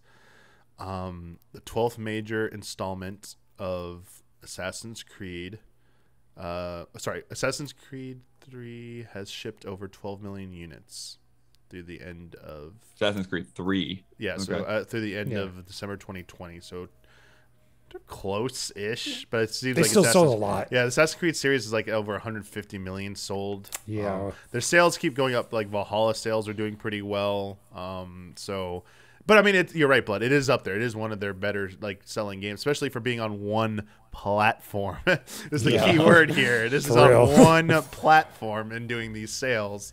And you made a good point. Like, the developers are very passionate about this game, which also gives me like a bit of a bit of a sadness, comes over me when I think about like the crap that's going on at Ubisoft. To think that maybe this team is very passionate, and like there's nothing to indicate as far as I know, there's anything wrong with this development team specifically, but to have to deal with all that shit going on with the rest of the company, and that's unfair to them, because then they get caught up in that wave. Yeah, that sucks for them. And I also hope you know, for a good outcome from all this, I know the news has been that Ubisoft has not really been doing much to change their ways, according to people who are still there. Like, they're kind of still having like an exodus of talent, unfortunately. Whether or not that's going to impact the future of this series, like even from Nintendo's end, they might just be like, we don't want to be near any of this like. Can you blame them? I mean, yeah, no, yeah. honestly, It's like, unfortunately, like once this is done, they're like, hey, we're done. No matter how well it sells, we'd rather like this could. Another thing, I know there's way more important consequences, but for some higher ups who only care about sales and money and dollar signs, losing out a contract with Nintendo over this could be another consequence that hits them hard enough. Like, crap, maybe we should do something to reform our company culture and shit like that. So I don't know how that's going to play out, but that is a very valid concern to have going into this year with this series and its next installment and the future of it, regardless of how it does. Just want to make sure we still call that out with Ubisoft, because I know a lot of Nintendo fans love this game. I love this game. I said it's one of my most anticipated, but that does not excuse what Ubisoft has been doing on a company level. And then the people who are caught up in the crossfire there, some of the developers who like that guy. If you remember at E3, the guy that I forgot his name. I apologize. Cried, but he was wearing glasses. Yeah, that he cried because I was there. I saw that in person. Like, then you could tell that man loves not only Miyamoto and Mario stuff, but that man loves his job and loves this type of work. So it's a damn shame to have that in proximity to all the other stuff over here. So definitely keep that in mind. Sorry, I was trying to get the name of the developer to give him. Yeah, I know he follows me on Twitter. They keep calling him Ubisoft Crying Man when I Google it. Oh, that's me. The internet calls him David Soliani. Soliani. Okay, there you go. That's it. Sorry. Yeah, there you go. Yeah, because he's awesome. And again, he's really passionate about this stuff. You could tell immediately. Like, he's awesome. Our final confirmed 2022 release window game and potential, especially Breath of the Wild gets knocked out of this year, to be the biggest title for Nintendo this year, Splatoon 3. That's going to be a big deal. Oh, yeah. Very big deal. And I'm very confident. I was saying, like, two of these were the ones I said was kind of suspect. This is the one I'm probably the most confident is coming out this year. I think this game is very far along. I think we're going to get a Splatoon. If we have a big direct, I think we're getting another big Splatoon update in the first half of this year. I agree. I have my expectations for this game, and it range from it coming out as early as June this year to be kind of like that's kind of a window that Splatoon has occupied, has been like the summer months. I think it's a great time for it to come out as well. I'm especially interested to see the roadmap for this game. They've definitely tackled single player experience. They've definitely tackled the multiplayer. I expect them. They've clearly said they're going to expand upon both. My question is the roadmap, because Splatoon 2, the success caused them to kind of change gears a little bit. Like they prolonged it even further than they originally had planned to. But this game and Smash Brothers, maybe Mario Kart, those are the three games and Animal Crossing. Jeez, sorry. Yeah, that's not the same type of game. It's like, competitive. Will Nintendo drop the ball with this, or will they've had a chance to see how explosive sales and popularity and longevity of this game. If there were ever a game they're going to make, maybe we're going to start making it a platform where we just keep developing around this one entry. Splatoon 3 feels to be like it. I'm not saying it's going to happen, because Nintendo obviously likes to just move on from a game at some point. But I'm expecting a good amount of post-release content for this game, like minimum 2 years. I think they should treat it like Smash Ultimate in terms of like let it go for at least a year or two minimum before you move on from this game. And I don't know, am I crazy with that? I think Splatoon 2 did 2 years, right? So I think you're going to get at least that. The question is whether they keep it going perpetually, like you were saying.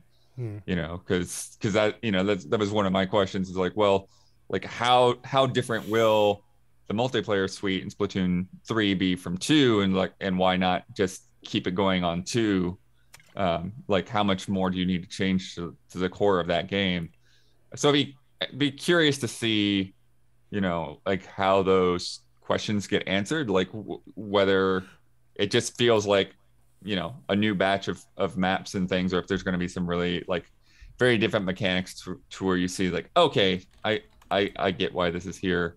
I love There's a lot of Splatoon 2. potential. It has been a while since I've played any of it, but yeah, really, really love both single player and multiplayer.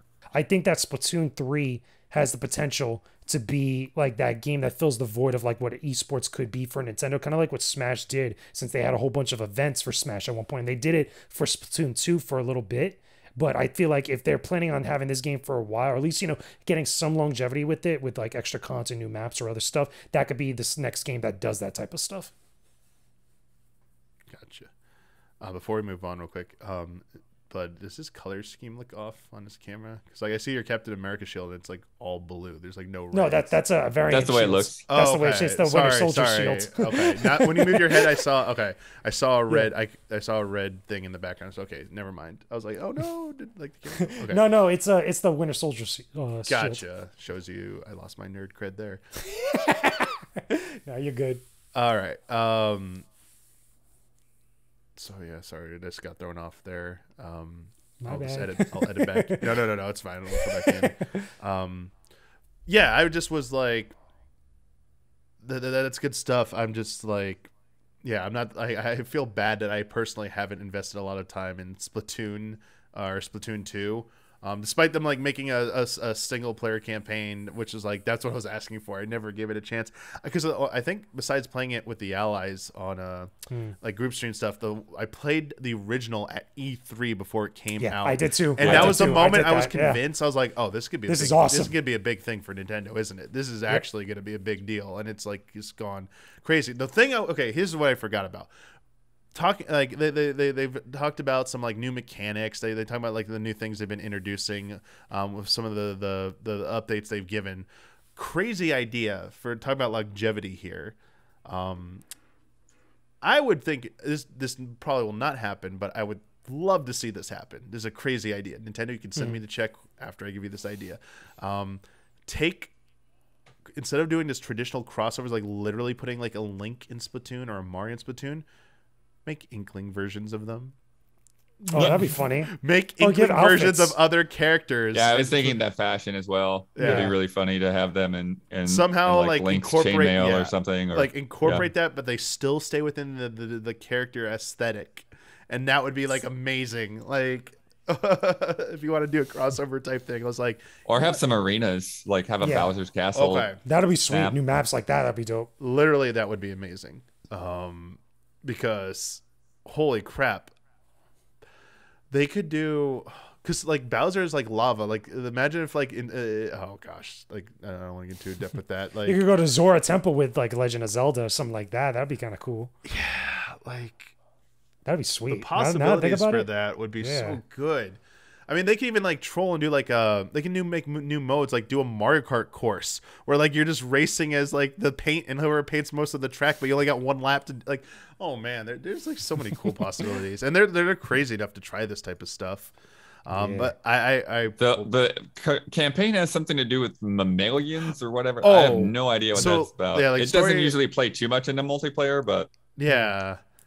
Like it's an interesting story they're doing. Return of the Mammalians. It's a single player mode called, and it's implied that mammals besides Judd and Lil Judd will appear. Some kind of mutated Octotrooper will also appear, and the Octarians are going to be showing again. So like DJ Octavio. So you're seeing a lot of new and familiar characters showing up. And I was trying to see, what is this new Agent 3? Former Agent 3 from the previous games is now the captain of a group following Cuttlefish's retirement. Dude, this lore. I need to catch up. Man. I was just reading the sentence and I'm like, what am I reading? This is amazing. I will make this promise. I will play Splatoon 3. I'll play Splatoon 3 with you. We'll do multiplayer together. I will play Splatoon 3 and I'll pick this up. And it seems like they're doing a lot with the player customization. So you're kind of like right, both of you, that might be the best opportunity to introduce like that kind of crossover items if they don't do stages or stuff like that. Visually, like what you've seen, like are you liking the locations are like they've shown off and kind of like the vibe it's giving. I never known if like it gets too confusing with all like the ink all over the place, like if that's too much to process. No, it's always been really super well designed. Oh, yeah, the post-apocalyptic setting of the campaign is the main kind of like, okay, what the heck's It's going like on dire. here? It's like dire and like looming above you. Like obviously they'll get more into when they show more of that game, but I feel like you're gonna have like a lot of interesting vibes going on with it. You know who plays a lot of Splatoon 2? Who? Shuhei Yoshida. Oh, Oh, really? really? That's funny. I still see that hour count clocking up on.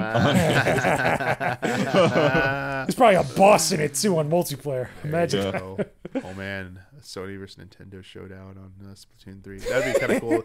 That would be really funny for them to have an event like amazing. Xbox, Nintendo, Sony. Yes, that would be hilarious.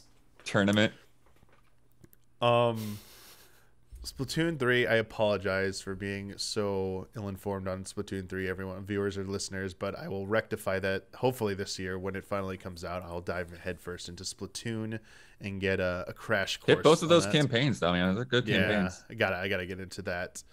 The next set of games are not necessarily confirmed to even exist, but they have been mentioned recently in one way or another. Well, one of them is confirmed to exist. Two of them have been rumored. One of the rumors is like obvious as hell that at some point this will come out, just whether or not the specific rumor is true. And I want to start there because this one was dominating headlines this past week.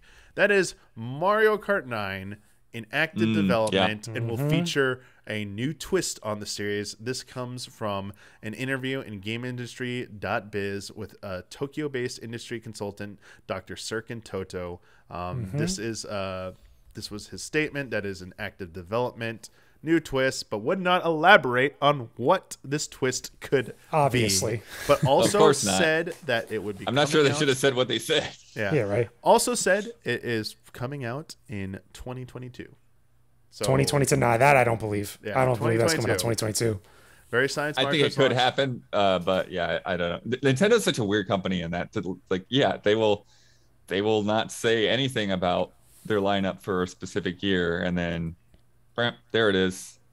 Because Odyssey was the same year. We learned about that game, and then it came out. I think. See, yeah, I'm just curious. Let me ask you what you think. Mario Kart 8 Deluxe is still charting every month. Yeah, it's still big. Still huge. If you're going to lead into a new Mario Kart while you're still dominating sales charts like that. You're going to cut that off.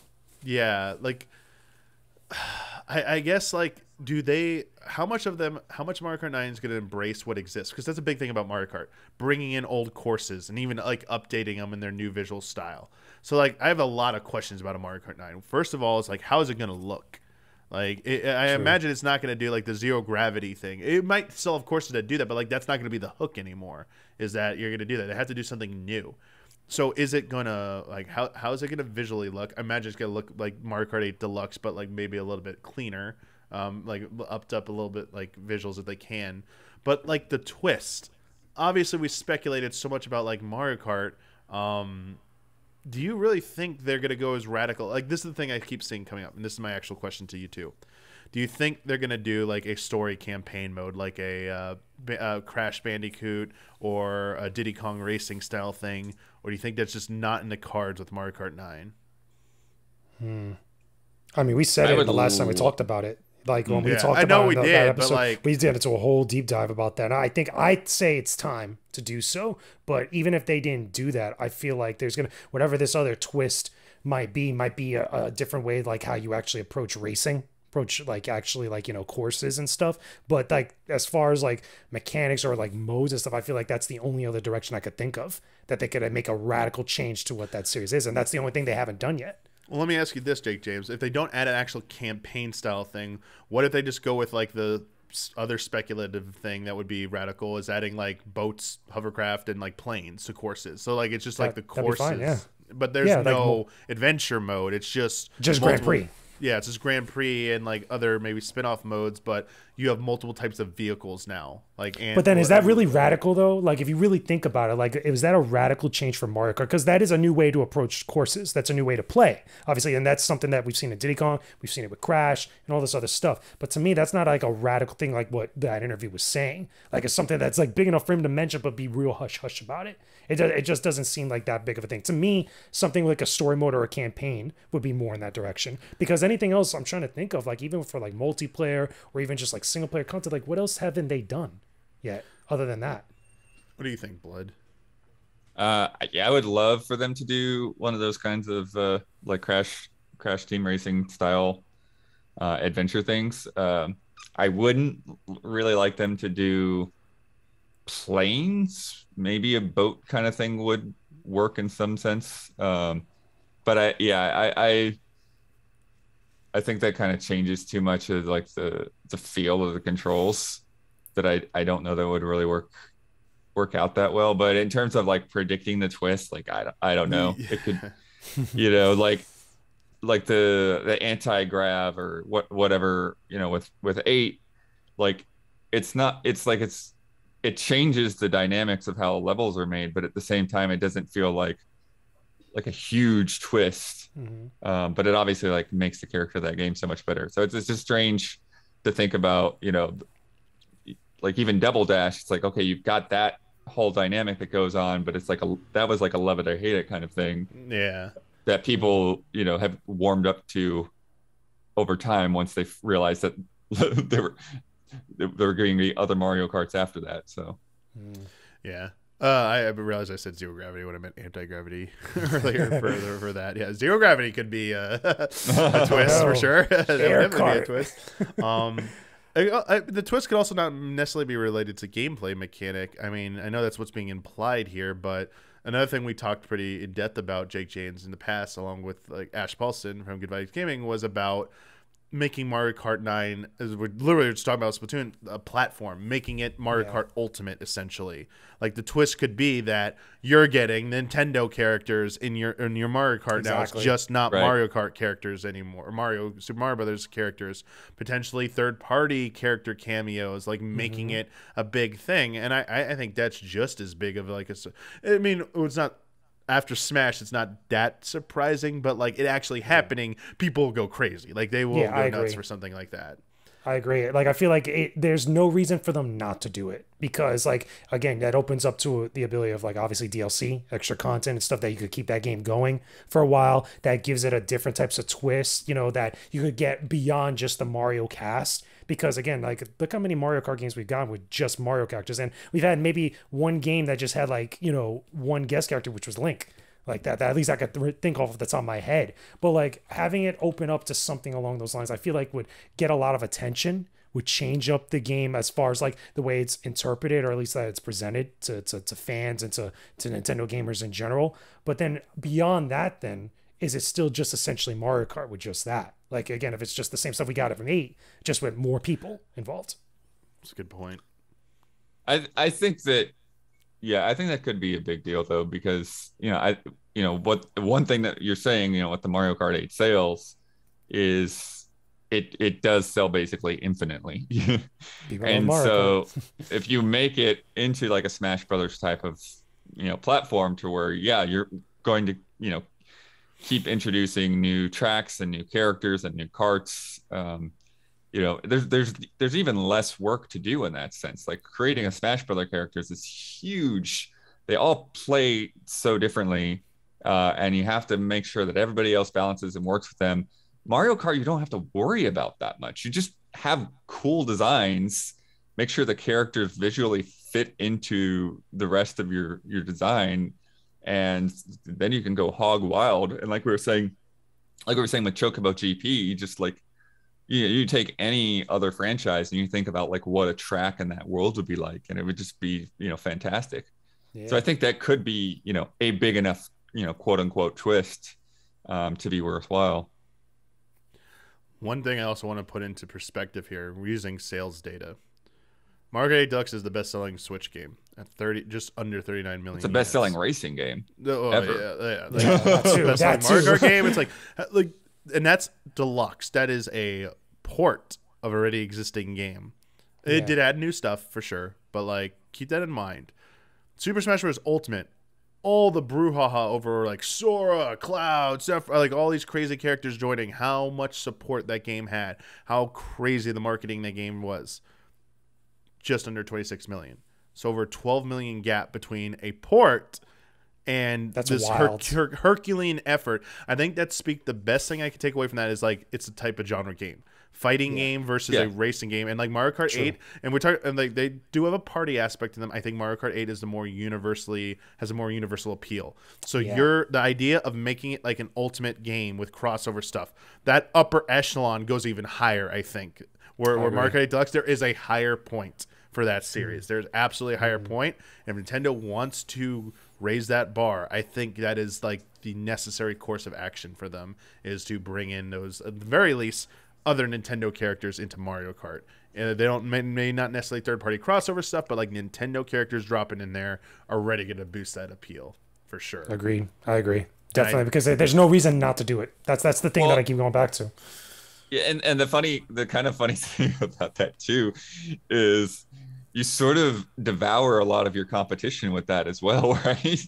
Yeah. Like if these characters are already in Mario Kart, what's the incentive for somebody to make, try to make their own kart racer that's just going to be copying Mario Kart anyways?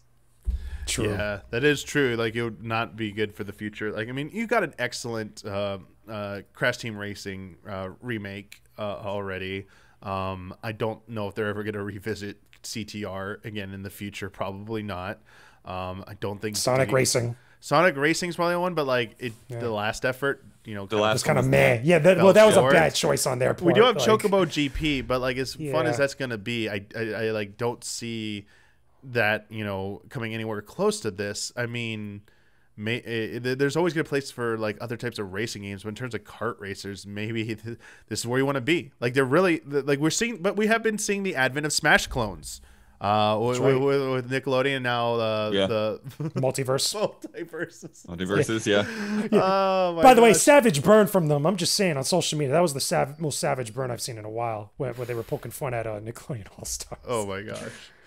So maybe like obviously people are going to do whatever they want. Like IP holders who have like rich history of IPs like that maybe are outside the realm of video games might still make their own kart race. I still think there'll be a Nickelodeon kart racer game. Like they keep doing that thing. Yeah. But in terms of like within the video game established franchises, Mario Kart Ultimate will essentially mean like you're with us or you're just insignificant at this point. It's you're not there. Yeah.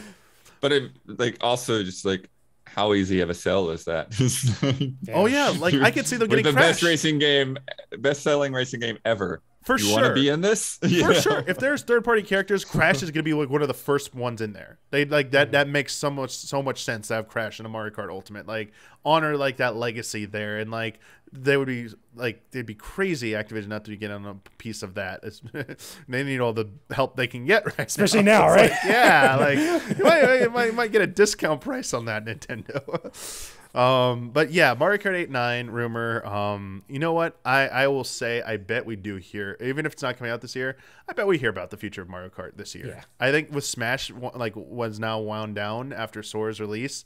I think they kind of like go in tandem with each other. Smash has its rise and fall. Mario Kart, like there's the two juggernauts, and then there's like Animal Crossing in the mix. I think it's Pokemon Company does Pokemon Company stuff. Like whenever they're going to do their Pokemon stuff, it's going to happen. But I think it's now due time for Mario Kart, regardless of it's selling so well, Deluxe. Yeah, I think we'll hear about Mario Kart's successor, especially how well Tour seems to be doing on mobile. Like it's like the time to expand Mario Kart. Like you need to like capitalize on like that momentum. I feel like for sure. All right, we already talked about the Wii U ports. I worked it into early, so we don't need to go back over that again. But I have this next one. We only have two more of the speculative ones. This next one is a confirmed game in existence. We just don't know what the game is. It's a confirmed project. We've been seeing a lot of smoke around this, a lot of updates from Japanese blog posts, especially about the teams working on the soundtrack for this game, giving updates behind the scenes.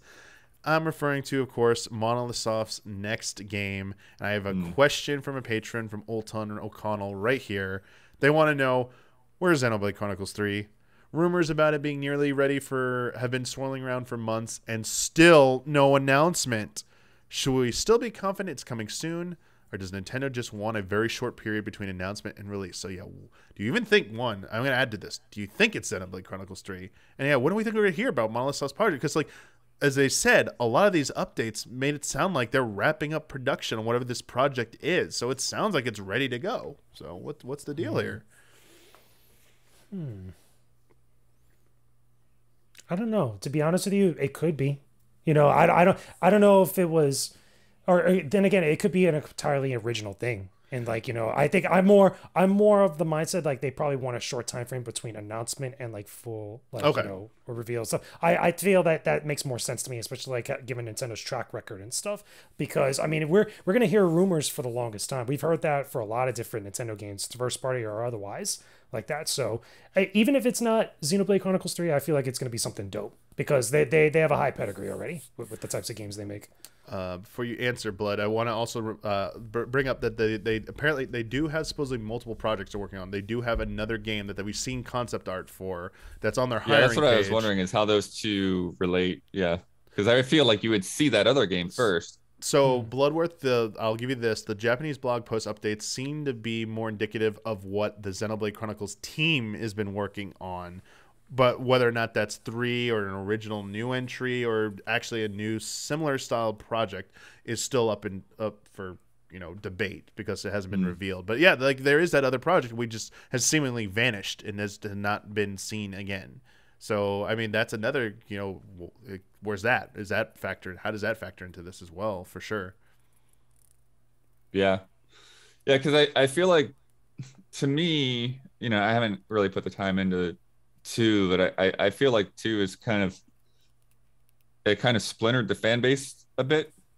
Like it just didn't appeal to me that much, and then I didn't hear a lot of people that were, you know, as fond of it as the first game. So like I'm not really sure like where that brand is going. You know, the definitive edition really like sort of brought people back around a little bit with but I'm not even too sure that like I didn't feel like they were saying like that expansion felt like a must play either. Oh, future connected. Yeah. So it's just in this situation where it's like I don't know if you really have to have that name continue or if you might as well just like move on and like use those strengths to just build something new and not be tied down to all of that. I will say, despite the potentially what you said with Xenoblade Chronicles 2, there has been a surge in popularity with Xenoblade Chronicles, especially oh my gosh, not Rex, Pyra Mythra coming to Smash. That was a fake out. Yeah. Definitely bolstered sales of Xenoblade games and Xenoblade related products selling out pretty quickly. Like the sequel, Xenoblade Chronicles 2, physical copies started selling out. Were like impossible to find for a while. Along with like when the Definitive Edition and Future Connected came out, it revitalized it. But I think you're in the right direction, Blood. That like both have kind of like there are positives from both. I think that speak to fans in general. Neither one is necessarily perfect for what would be like which one to build off of for the third one. I think it's going to be a fusion of the ideas. And I don't think you were on this episode, Jake James, but I know Stealth was on it. We talked about what probably will be the path forward for the future of Xenoblade Chronicles. I think they're not ready to give up on it. They sell okay, like within the context of what they are. Like really long, extended, deep JRPGs are harder sell for people than most things are. But I think if you can get Fire Emblem to be elevated, there is a path forward for Xenoblade Chronicles to elevate its status and sales. And it starts with looking at the first 2 games and seeing what worked and what didn't and applying that to 3. I think that was the conclusion we drew on a previous episode, Franco, is that like it's going to be a little bit of mixture of both. And I think they do continue the name. I think it gets one more chance. I think it's one more chance with this brand to see if it can go anywhere, if it can expand. Because they invested in Smash. The fact they invested in Smash Brothers, I think they're ready. It's poised for this last push, and I really want it to like blow up and get bigger than it's ever been. But I also think it goes back to like aesthetic and style. I think that's like my biggest question is how this game's going to look What are the character designs going to look like? I really think they have to get that. They have to get that right. And because there's been a lot of misfires with some of those character designs in the past, and it would help out if they can maybe strike a balance and find like a nice look for that game. But like, man, I don't want to lose. Like the model stuff is just like genius when it comes to like those large sprawling environments, and like I'm really curious to see what they have capable. I'm also concerned a little bit about whether or not they're possibly being held back by the hardware, because their games are usually some of the most taxing on their hardware in the past. And I'm wondering if we're going to Xenoblade Chronicles 3 and everyone loves it, and then like Switch Successor comes out and we're like, we need a definitive edition of this game because it's like was kind of chugging on the Switch hardware. I mean, there. the first game running on Wii is just some kind of like crazy Sorcery. magic. Yeah. It's like Witcher 3 on the Switch. It's like, how did this happen? As far as our question about why we haven't heard about it, I think Nintendo is very specific with their scheduling. This seems like an end of year type title, especially if Breath of the Wild falls by the wayside. And let's say this is actually further along somehow, because that's what it seems to be. Like this is wrapping up. Like this might take Breath of the Wild's place as the big holiday title or one of the big holiday title release windows. So Nintendo might just be waiting to see where everything falls into place with their development cycles from their different studios working on these games. So I do expect to hear about it, though, if there's a big direct in the first quarter of this year, and it really is as far as long as people say. I think they show it off at the very. I think we see it. I do think we see it. And if it's coming out this year, E3 Direct presentation will be where we get like a dive. But one last thing, they love to do separate deep dives for this game because Xenoblade Chronicles was at E3 but not playable. They specifically said because the game needed too much time for an average person to play to sell it correctly. Yeah. And that's why they did a separate direct for it, because they're like, we need to give you this game a lot of time because we need you to understand this game. And like, it's not going to work crammed into even a 40-minute direct presentation. Giving it like 15 minutes is probably not enough. We need to give you some more time. Yeah, I agree. That's true. All right, Blood. It's finally time. Metroid. Metroid Prime 4. Yeah. 0% chances coming out this year, probably. But I got to ask you this, Blood, and so does our patron Logan. When, if ever, do you think we'll see more of Metroid Prime 4?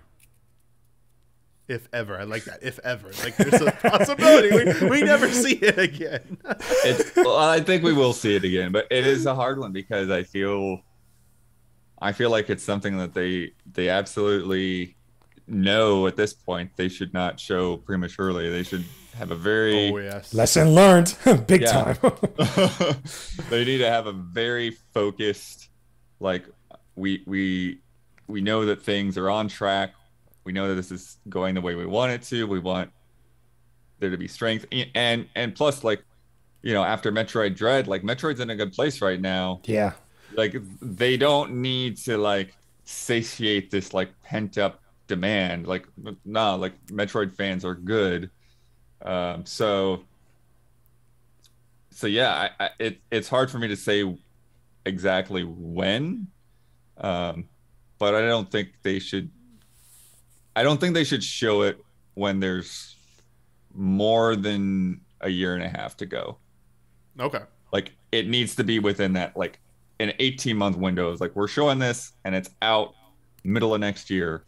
Gotcha. As long of a wait there should be. I think I mostly agree with that too. I think the next time they show it off, I think we need a window. Like, and if they don't say anything like internally, that better be like, I would say like 2 years is like longest, but like that'd be a little weird. Like I think 18 months. I think a year. I think whenever they show it off, it needs to come out within a year of that. I think even 18 months is like how long we've waited. It might be a little too long, but I think they're probably most likely to show it off. I'm with you, Blood. I think it's going to be pretty far along when they show it off at next, hopefully, because it's such a landmark title.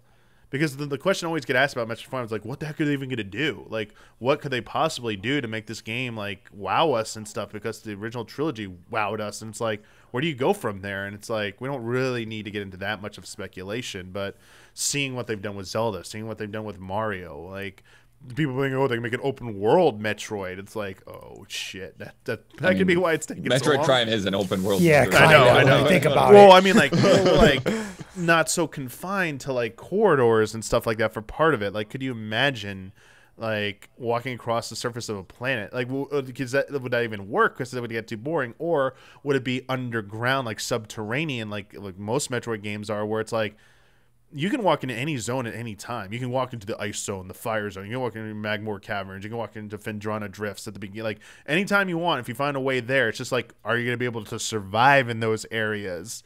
Like, I and I know we're getting speculation. This is the only thing I'll say. I hope there is varying progression paths for items. That seems to be like a staple of Metroid. Like, people, like, it inevitably leads to that. That's what like hardcore fans eventually go to, is like, how can I skip this shit? How can I get this early and stuff? But like, rather than making that like a thing you like that's not intentional, like they know it's gonna happen, but like make that a part of the actual design. Like, Blood goes this way in Metroid, I go this way. We meet back up and talk about it. Dude, I got this power up over here. It's like, dude, I didn't even see that power up. What? It's like, I want that. Like, I absolutely want that. And where Zelda had to give you everything at the beginning, and that's another thing we've been speculating about Breath of the Wild sequel, is like, how are they going to do items in that? This could be Metroid Prime's time to do it, especially if Breath of the Wild 2 doesn't deviate from that. Maybe Metroid Prime's the one to tackle being able to get different upgrades at different times and having that kind of flexibility. I don't know if that's something you want to see, but that's personally something I would love to see them attempt in Metroid Prime 4. That would be enough to get me excited about it and be different and unique enough for a fourth entry. Do you know how that could work? And it's funny enough because I just finished playing this game recently, because that almost seems like that could almost work in the same type of context applied to the Metroid universe. What Halo Infinite did with its open worlds, like straight up, like not just as an FPS, but like it's a area, or at least a region of someplace you could go to. But I can imagine that being like how you were saying, in a subterranean section, like a different zones and stuff of how you'd be able to travel between that, but not necessarily where you're kind of like, robbed of all your abilities right from the start. Like, maybe you have enough to kind of like traverse an area while going to get new abilities and stuff that kind of mixes things up. Like, I thought it seems like that could be a cool idea given other stuff that's come out and such. But I am in agreement with you to an extent about like the next time that we do see it, it'll be a lot further along, because what the heck have they been doing for all this time since they said they had to go back to the drawing board? Like, the last time they actually openly talked about Metroid Prime 4, when you really think about it, is like, there's been a lot of time that's passed. So they had to have been doing something, granted, with all the pandemic stuff that's been going on.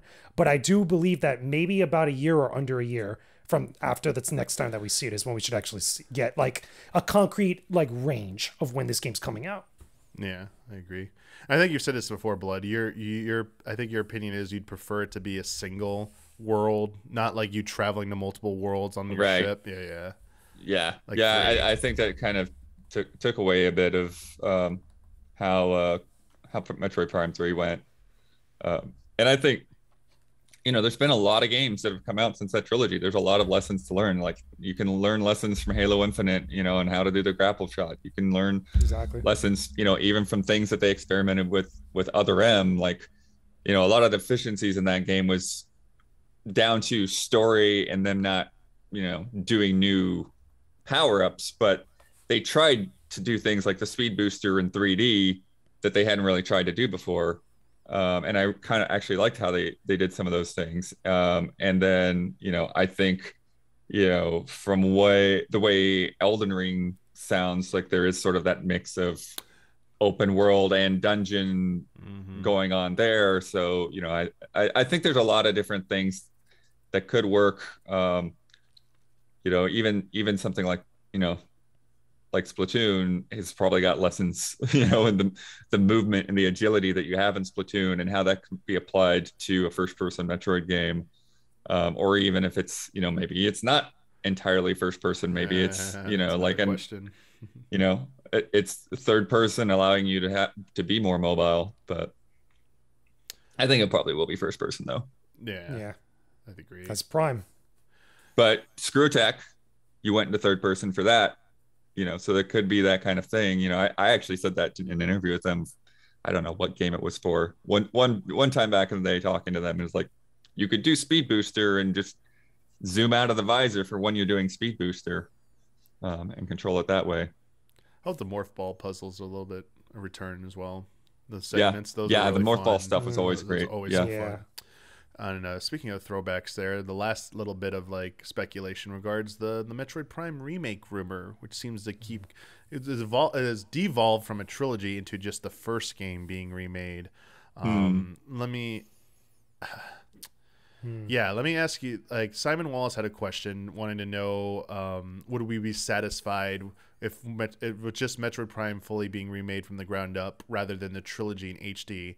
They thought it would be a disappointment because 2 is their favorite, and they'd like to see everyone's favorite get the HD treatment. But yeah, like, is a Metroid Prime 1 remake? You know, Nintendo really doesn't do the full-blown remake thing. Like, they do the HD remaster thing. And the most you get is like an Ocarina of Time 3D or Twilight Princess HD.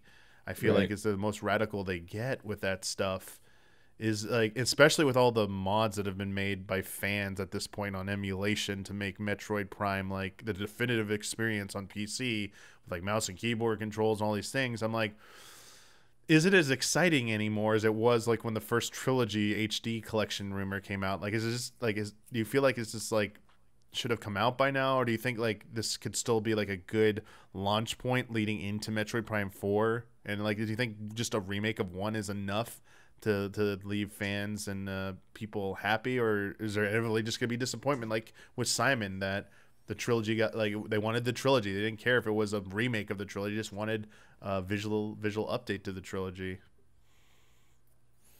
Yeah, I feel like a visual update to the trilogy would be the thing that most people are interested in. I think like Metroid Prime is such a well-designed game anyways, you know, that like I don't know how much you really want to mess with it other than, you know, updating those textures, and maybe giving people some additional control options. You know, if people want to do twin stick controls now, that's become so standardized since those games came out.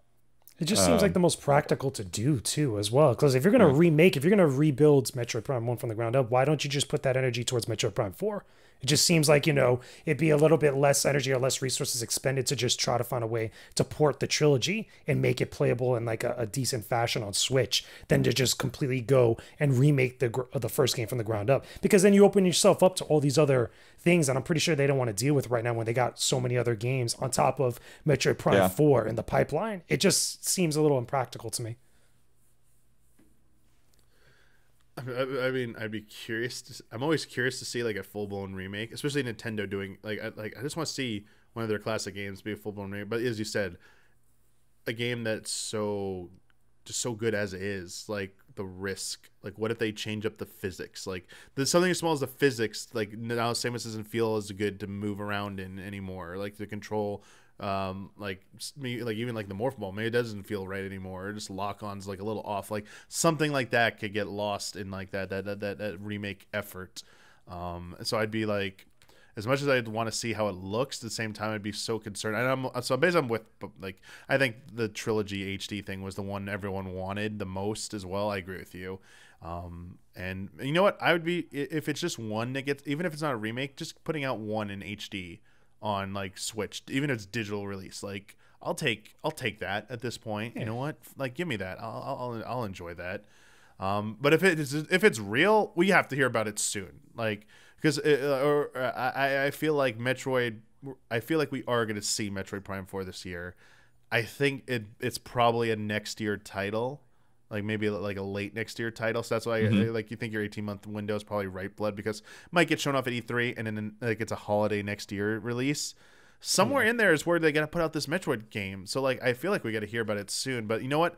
I've said this recently. I'm tired of like putting stock into stupid rumors like this. Like, so I'm treating this as it's not real. It's not real until otherwise. So it's like fun to speculate about, but like my final word on this is like I'm done with these inside source leak crap. Like, straight suspect. I'm like, I don't care. Like, so much of it's been wrong. It's like I don't care anymore. It's nice to think about, but man, we've heard this rumor in so many iterations for like 2 years now. I don't care anymore. Yeah. Show it to me, Nintendo, when it's ready, if it's real. For real. And speaking of which, real quick rapid fire here. Because we got into some of these, but some of these we didn't. I want to know the chances of the following things being shown off this year. They don't have to come out this year, but being shown off sometime this year. New 3D Mario. What are the chances of that? Nah. Nah? I don't think you see that anytime soon. Not really? Honestly. 60, 70%. Okay. You can say not happening or is happening if you don't want to even give me a percent. Just say happening or not happening. So, okay. But so not happening. I think it's been long enough. We got a little tease of something with Bowser's Fury last year. I think they could very easily pull another Mario Odyssey, show us something, put it out, and yeah. Nice. I think it's a very high chance we see it. Whether or not it's a Bowser's Fury iteration or Odyssey 2 is the big question for me. All right, new Donkey Kong game, specifically like new entry in the trilogy. Like 2D Donkey yeah, like Kong? a new Returns. Okay, yeah, that's been a hot minute since Tropical Freeze. So yeah, I'm gonna say yeah. I say yeah. With Metroid, I'm really split on that. I want to say like 30 or 40% chance. I think they might have started on something and then had to abandon ship and rescue Metroid. So I don't know if they've had a team to be able to like continue on that or what might have happened with those projects. Yeah. I'm going to go with a no to that too. I mean, I didn't ask it, but I do think we'll see something Donkey Kong related this year, but I just don't think it's going to be the trilogy, unfortunately. And I still don't believe that 3D rumor either. That's because, again, another inside leak nonsense. We sort of talked about these next two a little bit, but like, just give me yes or no. New F-Zero game shown off this year? Nah. I would love it. I don't see it happening, cool, especially if there's anything to the Mario Kart rumors. It's like, if they were gonna make F-Zero, it would have been that team. It should have been that team. Yeah. They were Mario Kart 8 is basically F-Zero in a lot of ways. It's just like take some guardrails off, put more carts on the track, and let them, let you kill people, and then it's F-Zero. New Star Fox game. I wish, but nah. I really do wish, but I don't think so. I don't think so. I think Wii U port of Star Fox Zero is the best chance Star Fox has. Yeah, right. Point. I wish, please. Yep. Unless they start bringing 3DS ports over, like Star Fox 64 can come to Switch, but then I'd want Ocarina of Majora's Mask 3D. But that's a whole different. Yeah, exactly. All right, new Wave Race game. No, that's random. We're done. It's super random. That'd be sweet, but yeah, it's unfortunately it's like the perennial. It's like you can't let go of it now. So. it's probably never gonna happen, but it would be great. All right, last one. This one's kind of for you, Blood, a little bit. New Earthbound, new Mother. Oh no! Nope. Yeah. Nope. Nope. Can't even get that on the Switch Online services. You really think that they're gonna get? Yeah, we haven't even gotten Earthbound. I don't think we've even gotten Earthbound. Yeah. This SNES Online, yeah. Yeah, I know we haven't. I just saw some prediction videos this year that speculate Earthbound. I'm like, I can feel the saltiness from all the way over here. Yeah, the salt started to flow. All right, good stuff there. The very, very final thing, I just want to quickly touch upon Switch's future because it came up in the headlines. Piers Harding Rolls of Ampere Analysis stated that they believe Nintendo will outright skip a Switch Pro this generation and instead opt for a Switch Successor, which they expect in 2024. So this is like an analyst who gives advice to financial advisors, and that's what they're telling their advisors, that expect a Switch Successor in 2024. So here are my questions. Regardless of this is just to get the conversation started. So like we don't have to take this as fact. Take this as a grain of salt. At this moment, right now, here in time, do you still think a Switch Pro is in the cards? I don't know. What do you think, Daniel? Like, just overall. I don't think so, because I really think that I think the Successor is probably going to play more on the strength of the Switch platform anyways. So I think a Pro versus Successor, like you might have a hard time telling the difference. Like it could be very closely the same thing.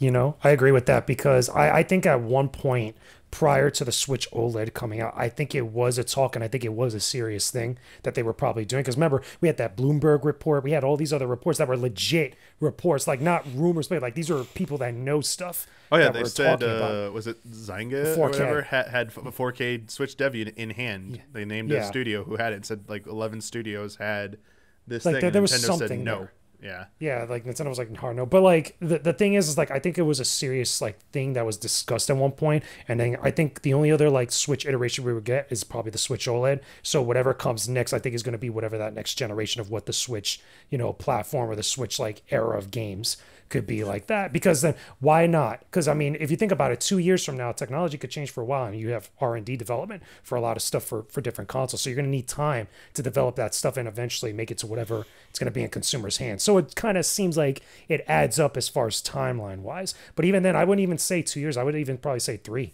I was going even further than that, a little bit further, just because of not only time to develop stuff, but also just to kind of milk out whatever the Switch OLED has. I mean, there's a little. Let's be clear, the Switch is what, almost 5 years old. It's 5 years old in March.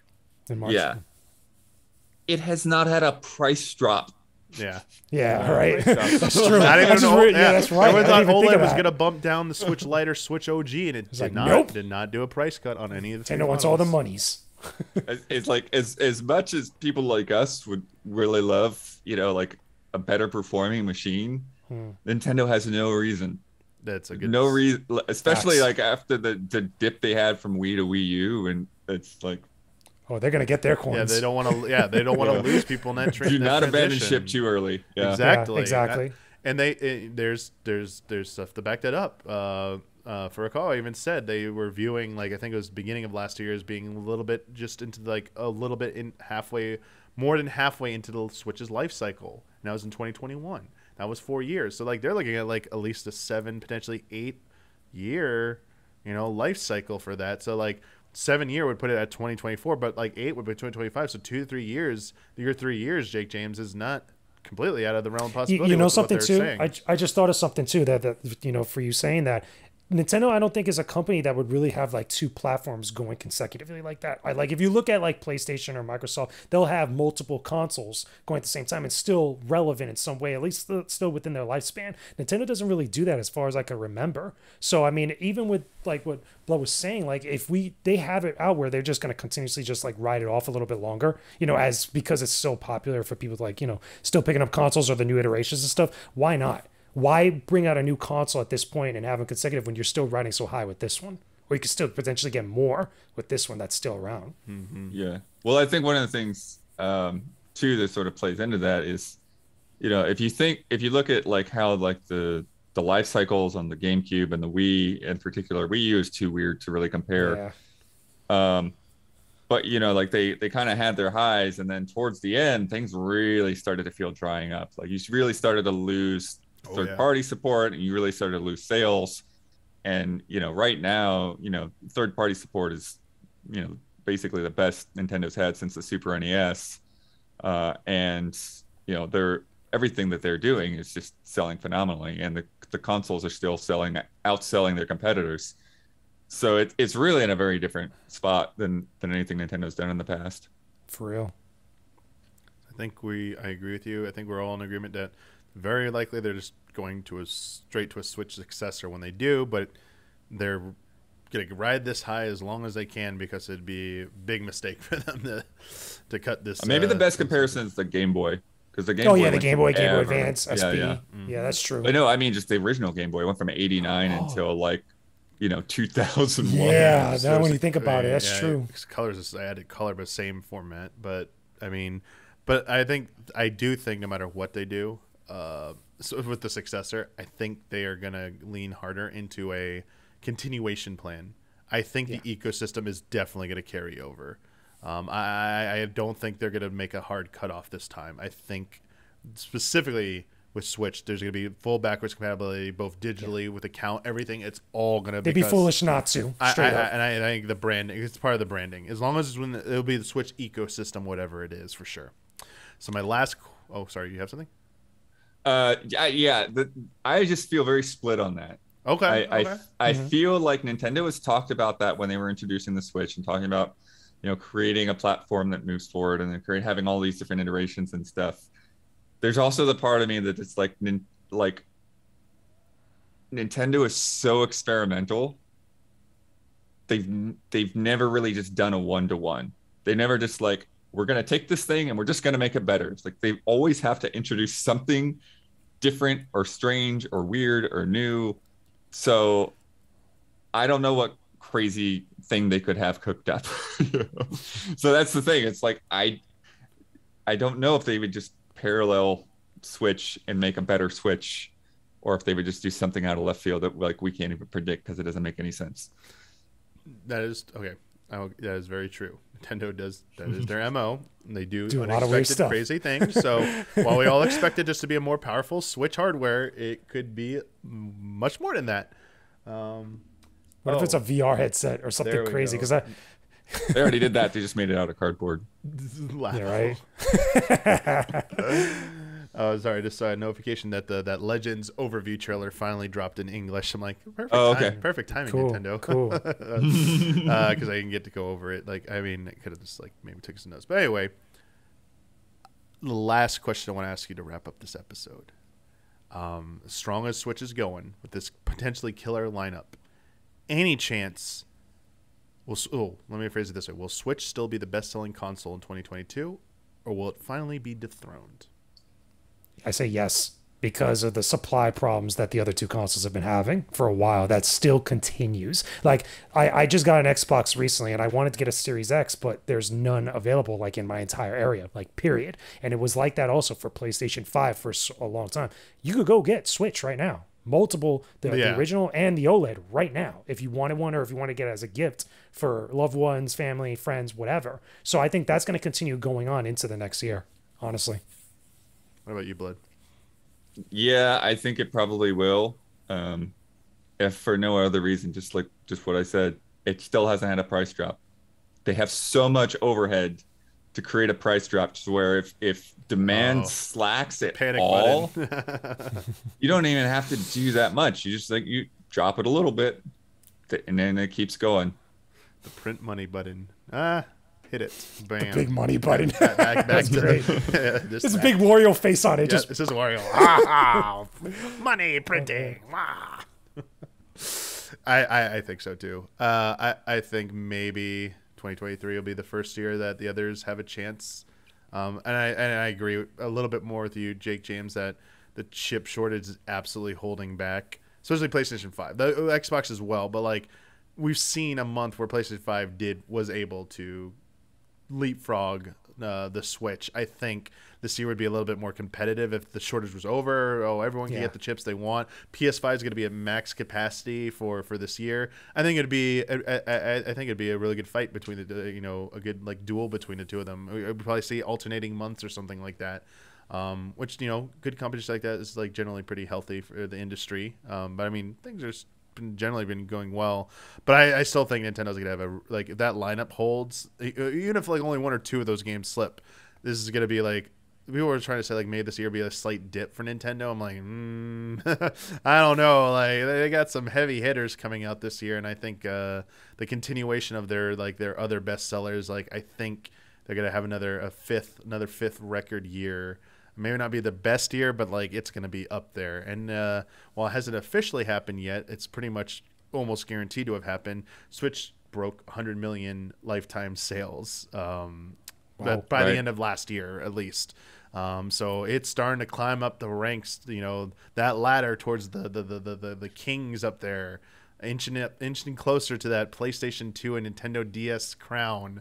He's got a minute, but he's getting there. Yeah, he's got and with that, as you said, with that potentially 2-3 more years of life, 2-3 more years of 20 million sales, that would put them over that hump. So, be an interesting conclusion to this Switch storyline. But before you get that far, you got 2022 in front of us, and killer lineup and potentially a lot of big events. Like we saw the return of Nintendo Directs. Proper Nintendo Directs last year. We had the Q1, we had the end of the September one, we had like the February one, we had a normal E3 presentation for them again. Expect more of the same, perhaps even a few more things sprinkled in there with the Indie World showcases. Probably a few Pokemon Presents in there as well. So, and you know what we didn't even talk about? I'm sorry. We didn't even talk about the Mario movie. I think we're gonna get a Mario movie. Oh trailer. man, We're gonna that's get a a Mario whole movie nother trailer. episode. One of these. That's Yeah. That's a back. whole nother That's gonna be a big hour deal. conversation. That's gonna be one of the Nintendo's gonna present it at some point. Mario That's game that fits into that movie somehow. Oh God. What? Yeah. Oh, Will there be the last question? Will there be will the Mario game come out this year have anything to do with the Mario movie? If they are smart enough, they will. Yeah. They'll tie that in real quick. I don't think it will, but yeah, there's a lot of stuff to look forward to this year for Nintendo in games as well. So thank you, both of you, for joining me on this. These episodes are always the longest. These are the gargantuan preview episodes. The only one that rivals this episode is the E3 episode because there's so much E3. info to go. But thank you so much for making this such an awesome time and getting me like so excited about 2022, because I was like a little bit down on 2021 with Nintendo. It's like there were good releases and every there, but I'm like, it feels like everything's coming out in 2022, and now it's like, yeah, we're here. Let's go. So very, very excited. Thank you to all our patrons who submitted questions. Because we ran a little bit long, I had to cut out a few that I wanted to get to, but thank you to all our $5 and up patrons who submitted questions. If you'd like to submit a question for consideration for each episode of Friend Code, I make a post the week we're recording, so be on the lookout for that. We also have some special shout outs for the month of January. These are our biggest patrons here. So shout outs to El Thanis, Greg the Dark Knight Kettering, Caleb Togi Crawford, and Nick. Shout out. Thank you so much for your support. And as we wrap up here, as usual, Jake James, where can our listeners and viewers hit you up if they want to check out more of your content? Sure. If you guys want to check out some of my game reviews and a lot of the other gaming content that I put up, I post up weekly on YouTube, youtube.com/GamersWithGains channel, or just search Jake James Lugo in the search bar. One of my next big games I'm going to be reviewing, not this week, but probably the following weeks, is going to be Kirby Star Allies, because I'm going back to Switch. I've kind of been jumping between different consoles lately, but I'm doing other videos over there as well, Let's Plays, podcasts, all types of stuff. I know there's a lot of content on there for you guys to watch. I'm telling you, you're really going to love it if you check it out. Nice. Good stuff. Looking forward to that. Also, when Book of Boba Fett ends, I'll at least we gotta have a Star Wars conversation. When I finally can watch it, I want to ask. Yeah, I'm very curious. But for Blood and I here, you can support us at patreon.com/easyallies. Even $1 a month gets you access to so much content, including our spoiler modes, which Brad and I just did a big spoiler mode for Final Fantasy 14 Endwalker. And we got a Cobra Kai season 4 with Huber and I cooking. Oh, you watch Cobra Kai? If you want to see hype incarnate, you need like it's like an hour plus of Huber and I shouting at each other. Like if you want to see that, yeah, just like dude, like that's pretty much the whole thing. That's your preview. That's your teaser for that. So check it out. $1 and up patron gets you access to that. So again, thank you everyone. Thank you to you both. And until next time, may the way of the hero lead to the Triforce. And Happy New Year. Laters.